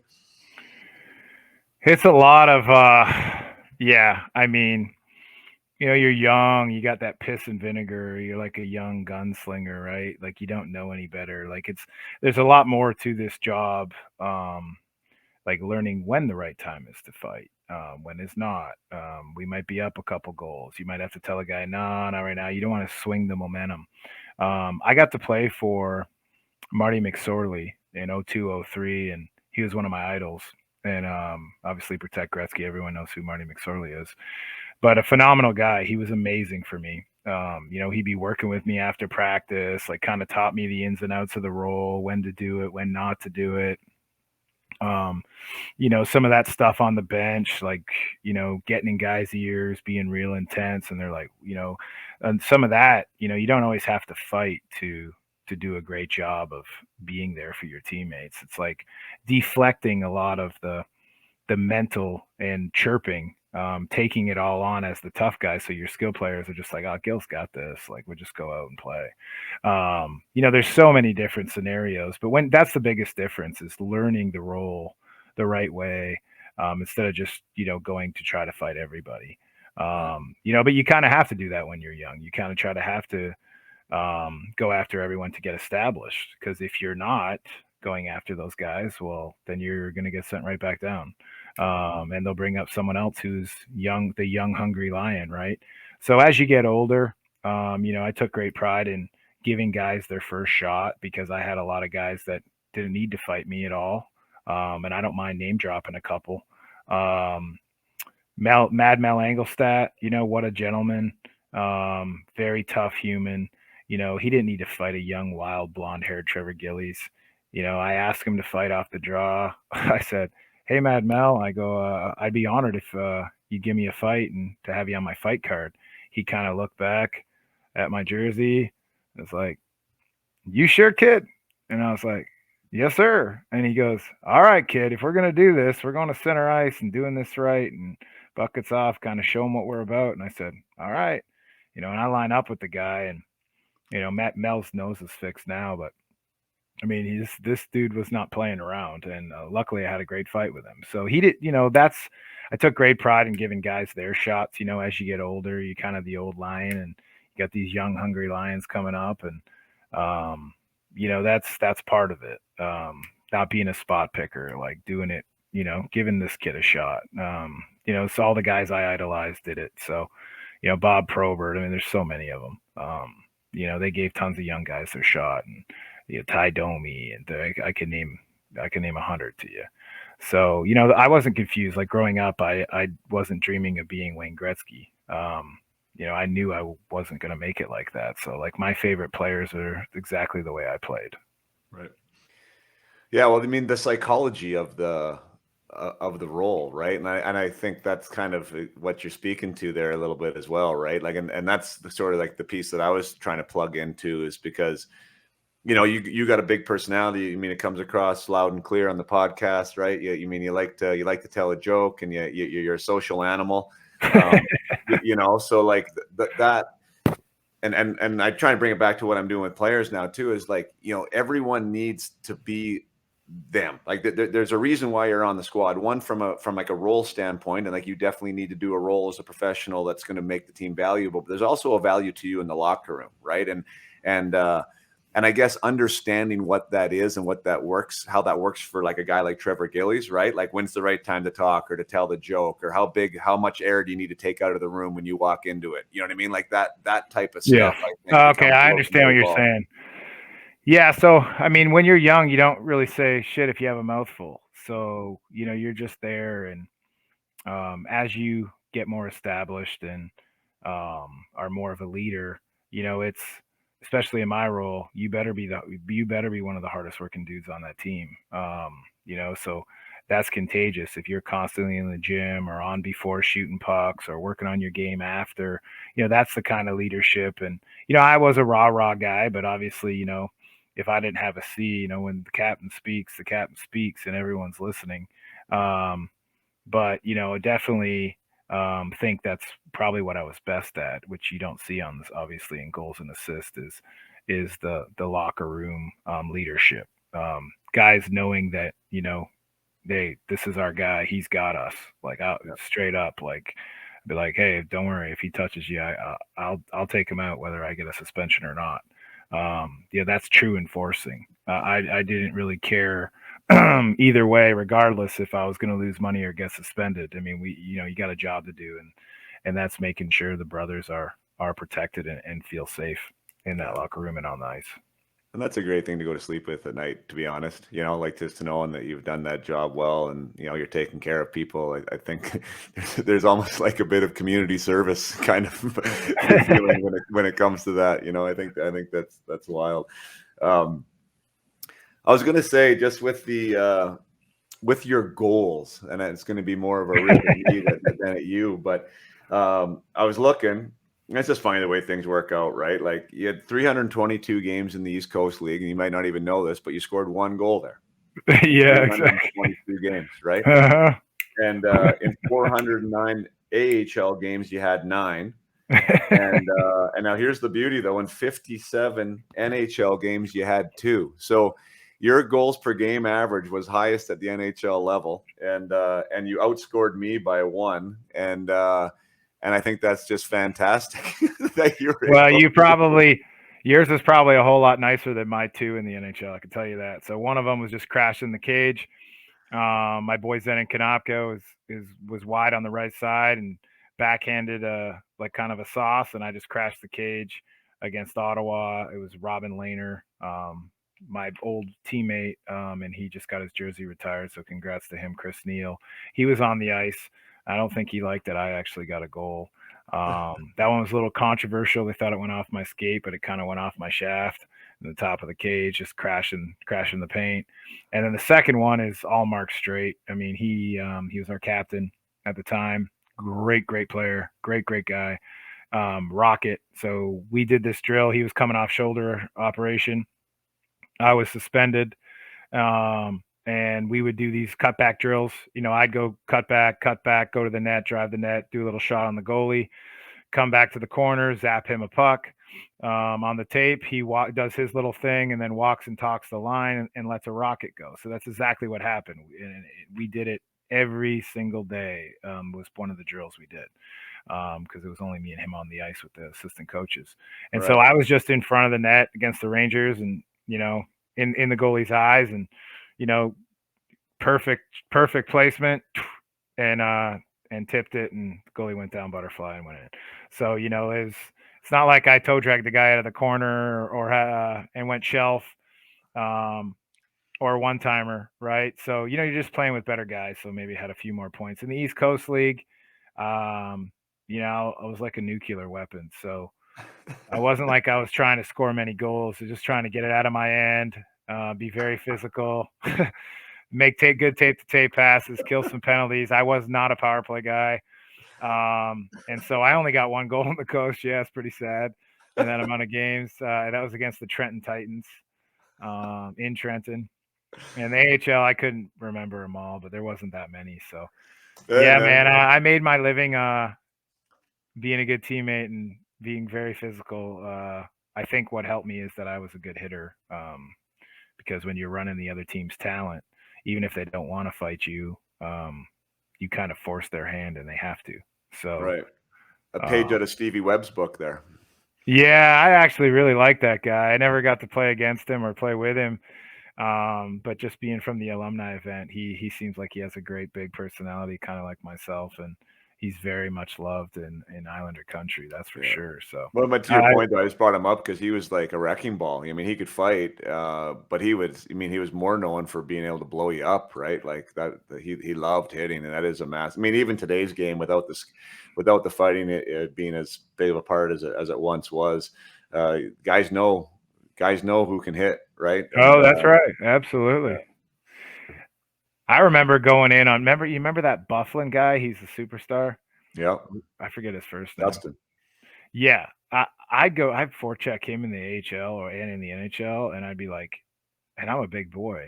I'd hit that guy, and I'd be like he is so solid on his skates. I mean, just counter hit me, blow my world up. Trying to get back to the bench. I mean, that guy. There's certain guys that you hit or that have hit me that I'm like, whoa. I got crushed one time in NHL preseason by Tutu, another guy he's such a good hitter. Just like rock your world, you know. Isn't that wild? Like at that level too. Like yeah, oh man. I told the one story. My first game with Toronto after I got traded, we were playing against the Flyers, and for whatever reason, I was matched up against the Legion of Doom. So we were playing against Lindros and Leclerc and Renberg, and they were coming out of their end. And I was hot in on the forecheck. You know, I was like F2, and I thought I had Leclerc all lined up. I mean, he had his back to me, like getting a rim, right? Like, you know, like the hardest job in the world for a winger, right? And he didn't even know I was coming. And you know, I was 205 pounds, right? 6'2". Like I wasn't like I was small. And anyways, I thought I just had him just to a T, and I hit him, and I don't even know if he knew I was there. Like there might have been a little bit of a counter push maybe, but like same thing to your point, like wind knocked out of me. I don't think he moved an inch, right? And I'm like, oh my God, like some of those guys are just, it's just different, you know, for whatever reason. And it's so wild. I remember a few of those moments too. It's wild. Yeah, that's cool. Is there anyone there? I mean, you remember it's so awesome too. Like I love that the tough guys remember the goals, right? Like you to the letter you remember it. Is there anyone before we run off here as far as memorable tilts for you at the NHL level that really stand out? Whether it be like, you know, a big, not just a win or a loss, but like kind of maybe shifted the momentum of the game, or was against somebody that had an impact, maybe not only on the team, but maybe even on a little bit of your career, like a kind of a statement. Was there any statement fights? I think when I got there, I got called up 9-10, like kind of the second half, you know, in and out of the lineup. I think I played 14 games. And then 10-11, when I was there the full year, early on, one of my first fights was against a guy by the name of DJ King. Very, very tough. And luckily that one went well for me. So, you know, that's one of those scenarios, like he could really do some damage. I mean, breaks faces, this guy's, and luckily it went well. And that kind of helped early on. And then the one that's real memorable is after you know, we won't get into it, but the Pittsburgh Penguins incident. You know, it was one of the wildest games ever. I think the most penalized game in Islanders history. Really? Yeah. What are the details? I don't remember this one. Is that the one with was Goddard on Pittsburgh then? Yes. And that's what I was just going to bring up. The hand of God. Goddard is a very, very, very tough dude. I think one of the toughest of my era. And so me and him had some fights, and that year I think we fought 3 times. And so I got a suspension and kind of had that brawl started. And you know, I knew when I came back from suspension that I was going to have to pay the piper.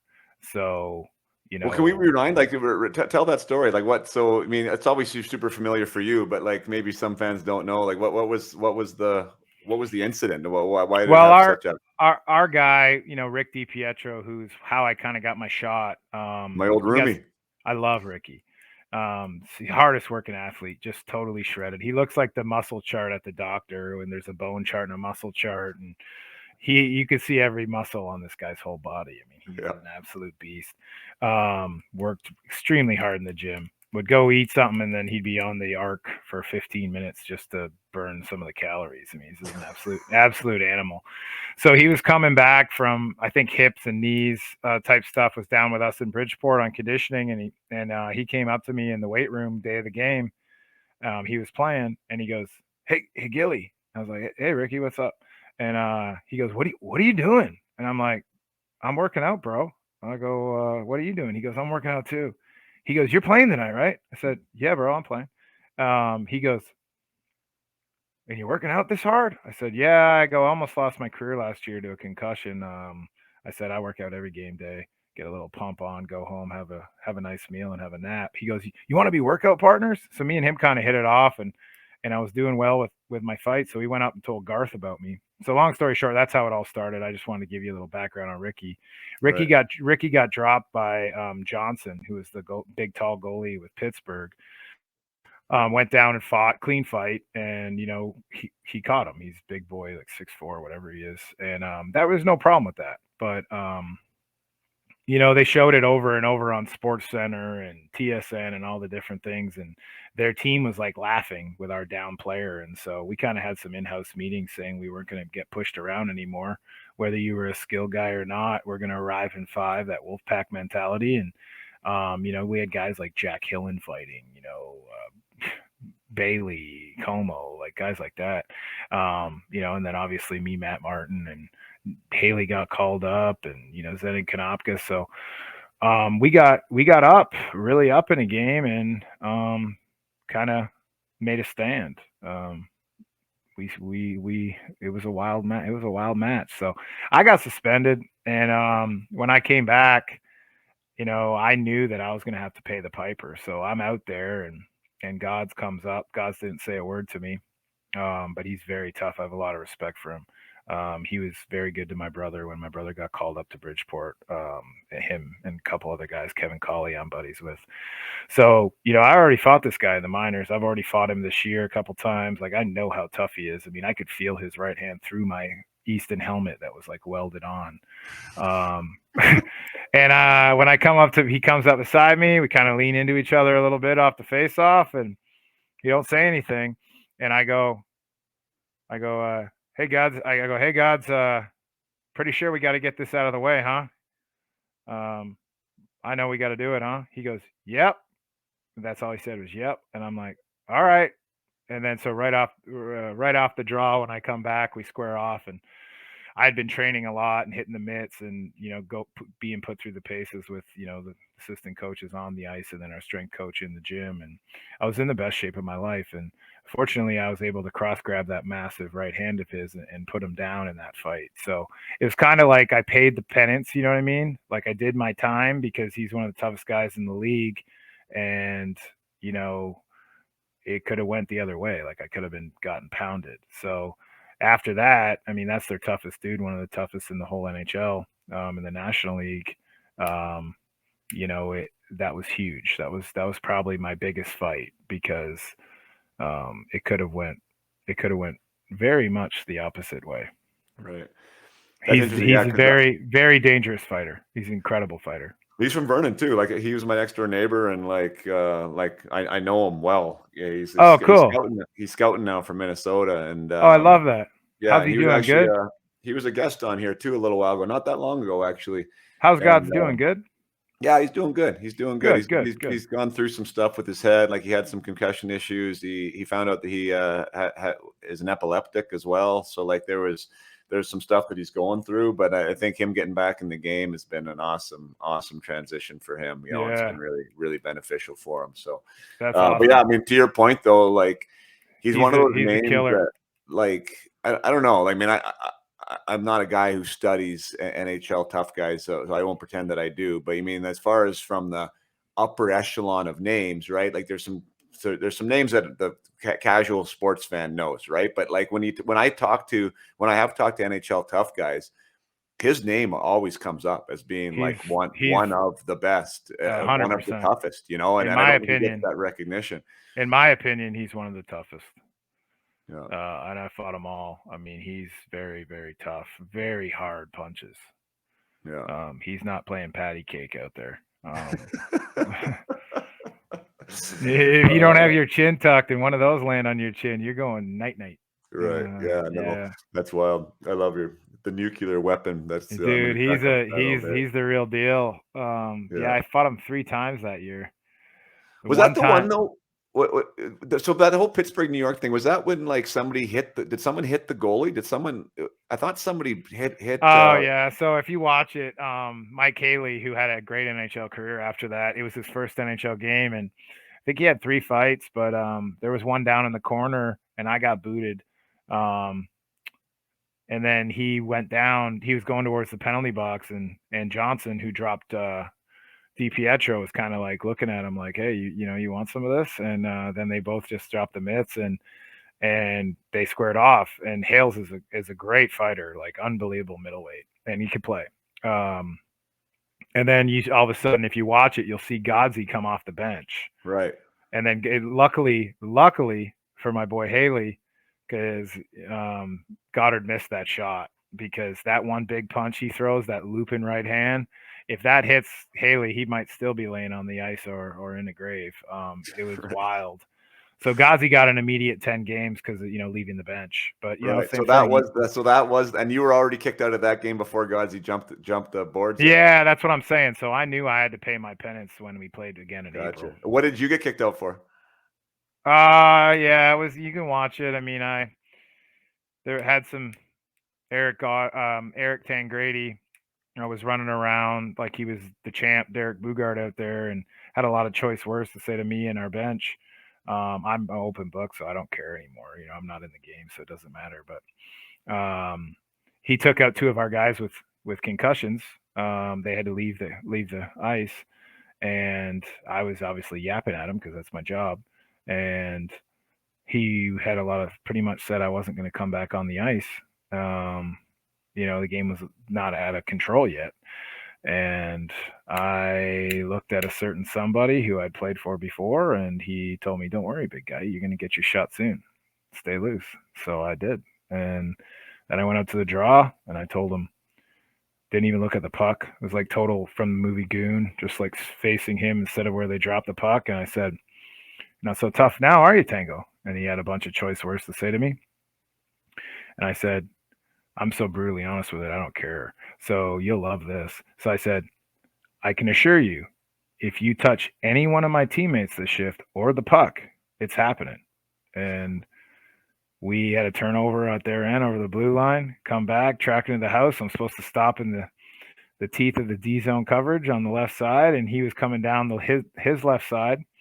And I just picked up steam and went in there and kind of flew in the air and landed not the cleanest thing I've ever done, and then it started a whole brawl. So I definitely deserved the 9 games for sure.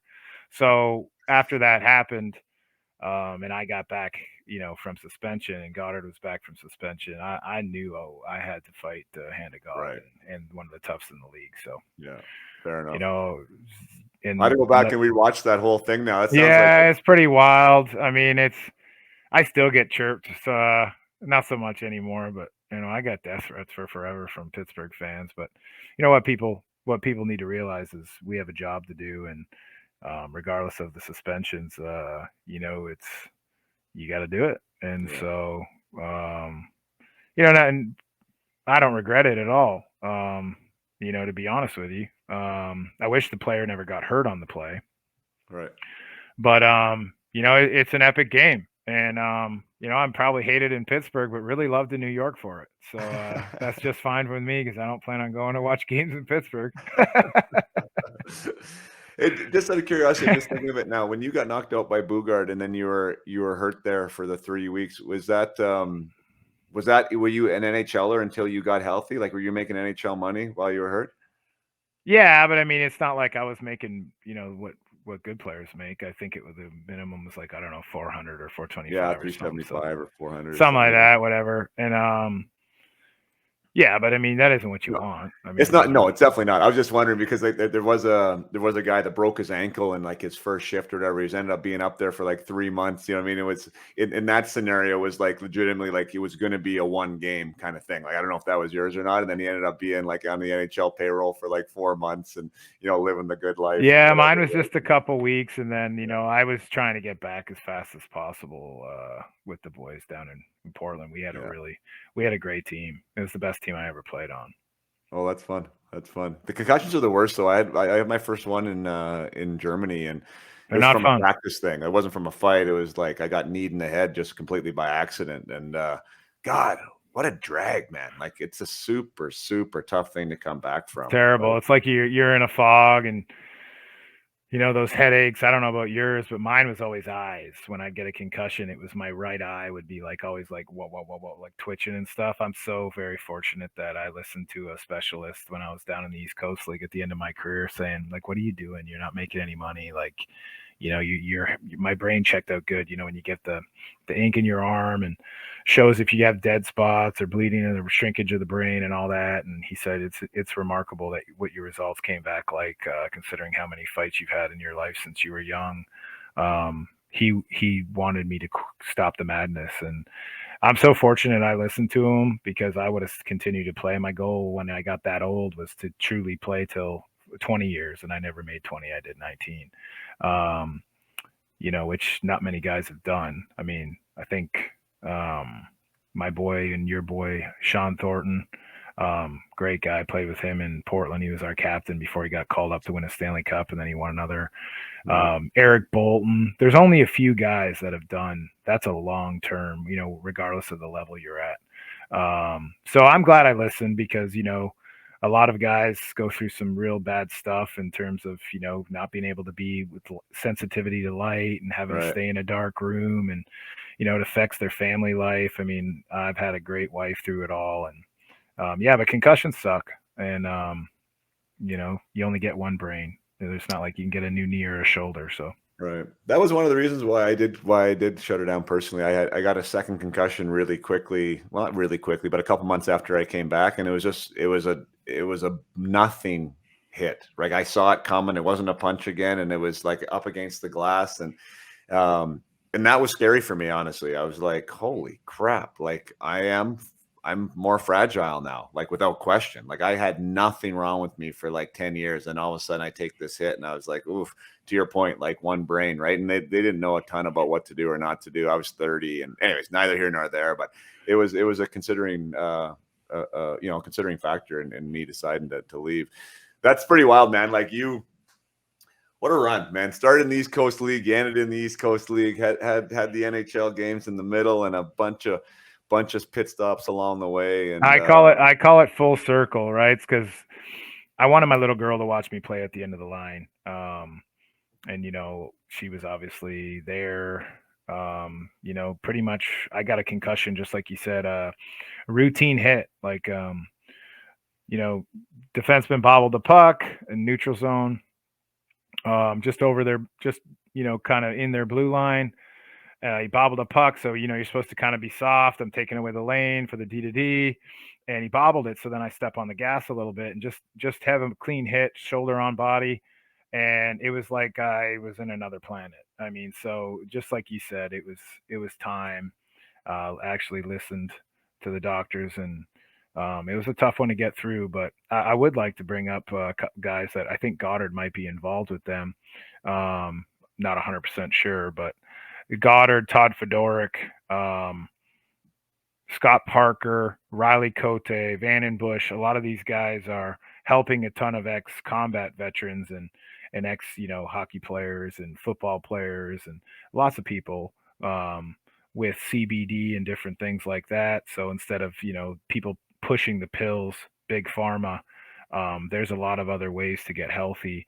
And because of the stuff that Riley Cote sent me, that had THC in it, I was able to heal my brain, and very fortunate that I'm living a great normal life now, to be honest. Oh, well, so that was a big contributing factor for you. You believe the cannabis products? Oh, 100%. I still take them all the time. What is the supplementation for that? Sorry to cut you off.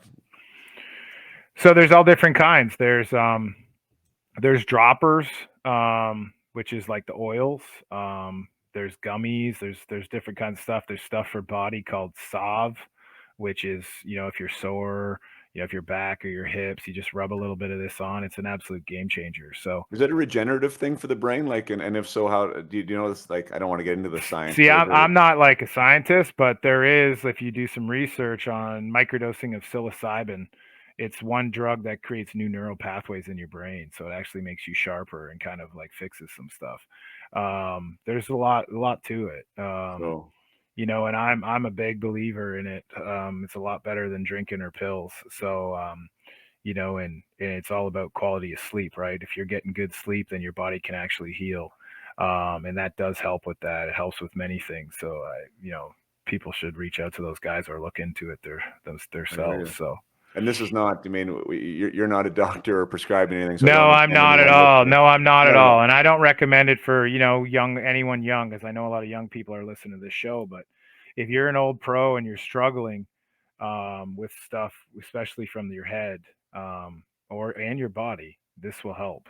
Right. You know, I'm No, big I on all respect that. that stuff. And all I wanted to say, because my next question was like, and just because my own curiosity, because I've heard it be effective for people before, but you use that term micro dosing. Like, is there like, what is that like? What would that mean as far as like how much would you be taking a day?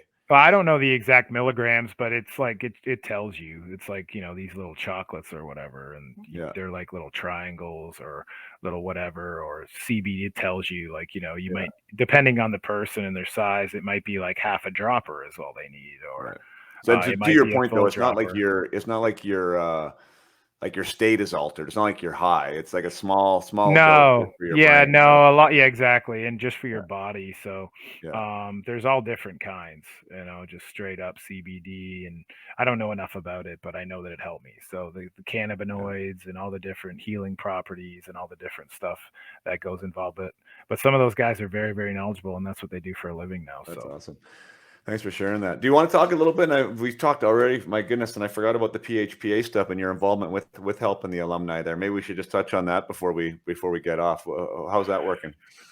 So, you know, we got funding from the Professional Hockey Players Association through Larry Landon and the group. And just You for know, those listening, sorry to cut you off again, but the NHLPA is the National Hockey Players Association, and there's a union there, and everyone gets looked after and very, very well looked after. But for a long time, at the what people would call the minor pro level, which is nothing minor about it all, but the AHL level and the East Coast League level, there wasn't as much support, and that was actually being built back when we were playing, like to try and build that infrastructure and the support network. So the PHPA is the Professional Hockey Players Association, which is completely outside of the NHL and the NHLPA. So, anyways, I just want to set the table there. yeah, absolutely. That's an important point. And so we got funding for this, and a guy that was an amazing teammate to me when I was a young 20-year-old with the blonde hair when you met me, his name's Chuck Thuss. He was our top goalie down there in Biloxi. He's dedicated his life to helping others. You know, with all kinds of things, but, you know, mainly mental health. And so, you know, a bunch of us that, you know, you as well, you've played with guys that now unfortunately have passed, whether it's taking their own life, or there's many scenarios. And a bunch of us, mainly Mike Scroy, he's one of my best friends. He called me, and we're just tired of seeing guys like, you know, not feeling like they're alone. So we've created this group. Chuck runs it, and it was Mike's idea, and I put him in touch with a ton of people because I'm in business. I couldn't call everyone. So they made the calls, and the group is growing. And I truly think it is incredible. It's got that locker room feel. So it's almost like we call it the locker room. It's not really the name, but it's called the PHPA, Professional Hockey Players Association Players Assistance Program. And we had a call last night, 7 o'clock Eastern Standard Time Zone on Wednesdays every other week.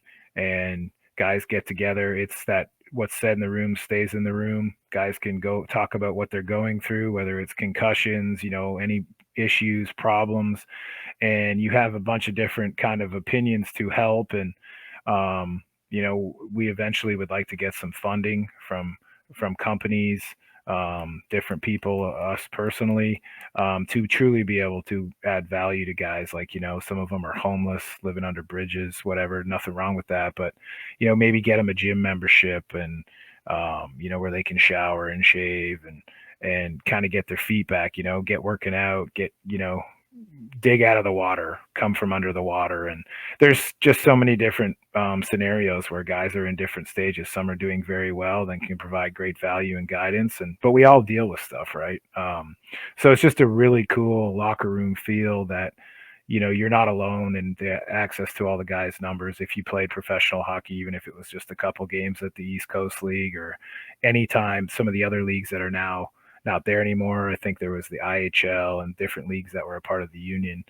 You can join our group and be a part of the call, and it's incredible. You know, one of the things you miss as a player is that brotherhood and that support network, and just the boys, really, right? We tell little stories. We're trying to have a lot more structure to the meeting. We're going to have people speaking. But I'm super honored to be a part of it, because I've already seen like how it's helping some guys a lot. Oh, that's amazing, man. That's great. Yeah, there's and so if anyone wants to be added on it, you know, they can reach out to me on social media. Gillies 14 at Gillies 14 on Instagram, or Trevor Gillies on Facebook, or reach out to Chuck Thus or Mike's, a bunch of us involved in it. And we'll get you a link so you can come on. And some, they don't have to speak. A lot of times it's great book references, just great quotes. There's just a lot of things you can learn, even if you feel like you're okay. But if you want to say whatever you want to say, it's an open platform, and it's fully confidential, and it's awesome. I truly enjoy it. Right. Good for you, man. That's great.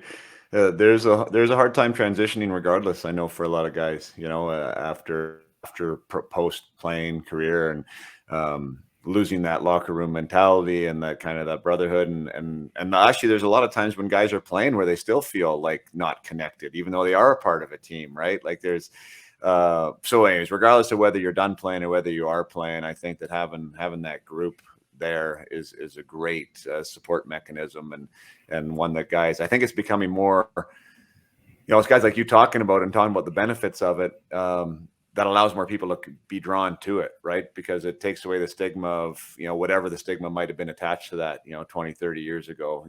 There's sometimes there's some resistance there, but all that resistance is BS. I've found that big time. The more you can talk about whatever, celebrate the successes too, right? It doesn't have to always be the dirty water. That's right, and that's what we're doing. One of the guys got a new promotion in his job, and so we're congratulating him.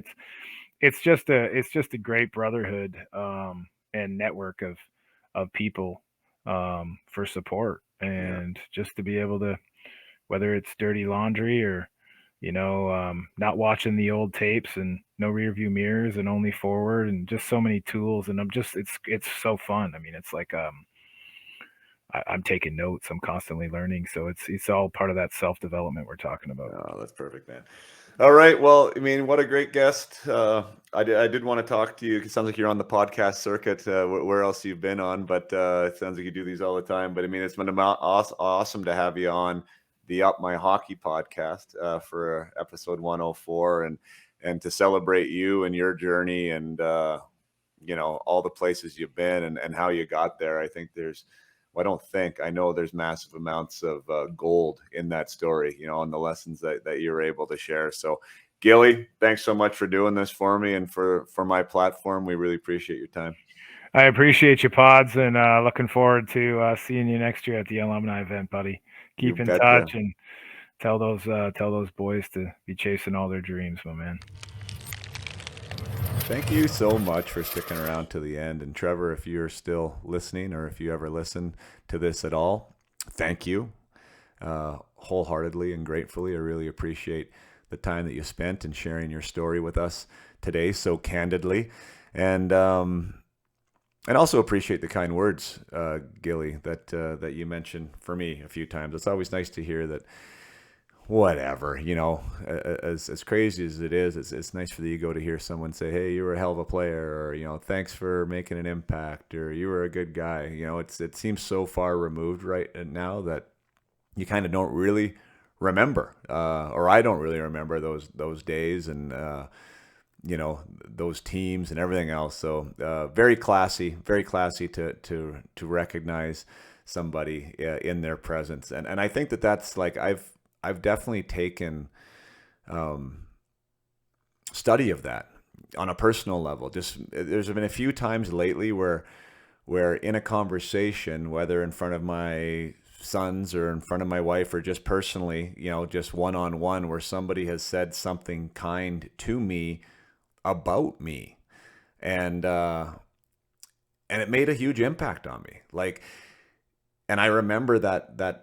I remember those conversations, and how easy it was really for that person to do it, but how rare it actually happened. So what is my point? My point is like that we have the ability to do that on the daily. You meet the hockey mom in the arena, and the child is there, and you say something positive either about the child or about the mom in front of the other person, and recognize them for being great at whatever it is that you think they're great at.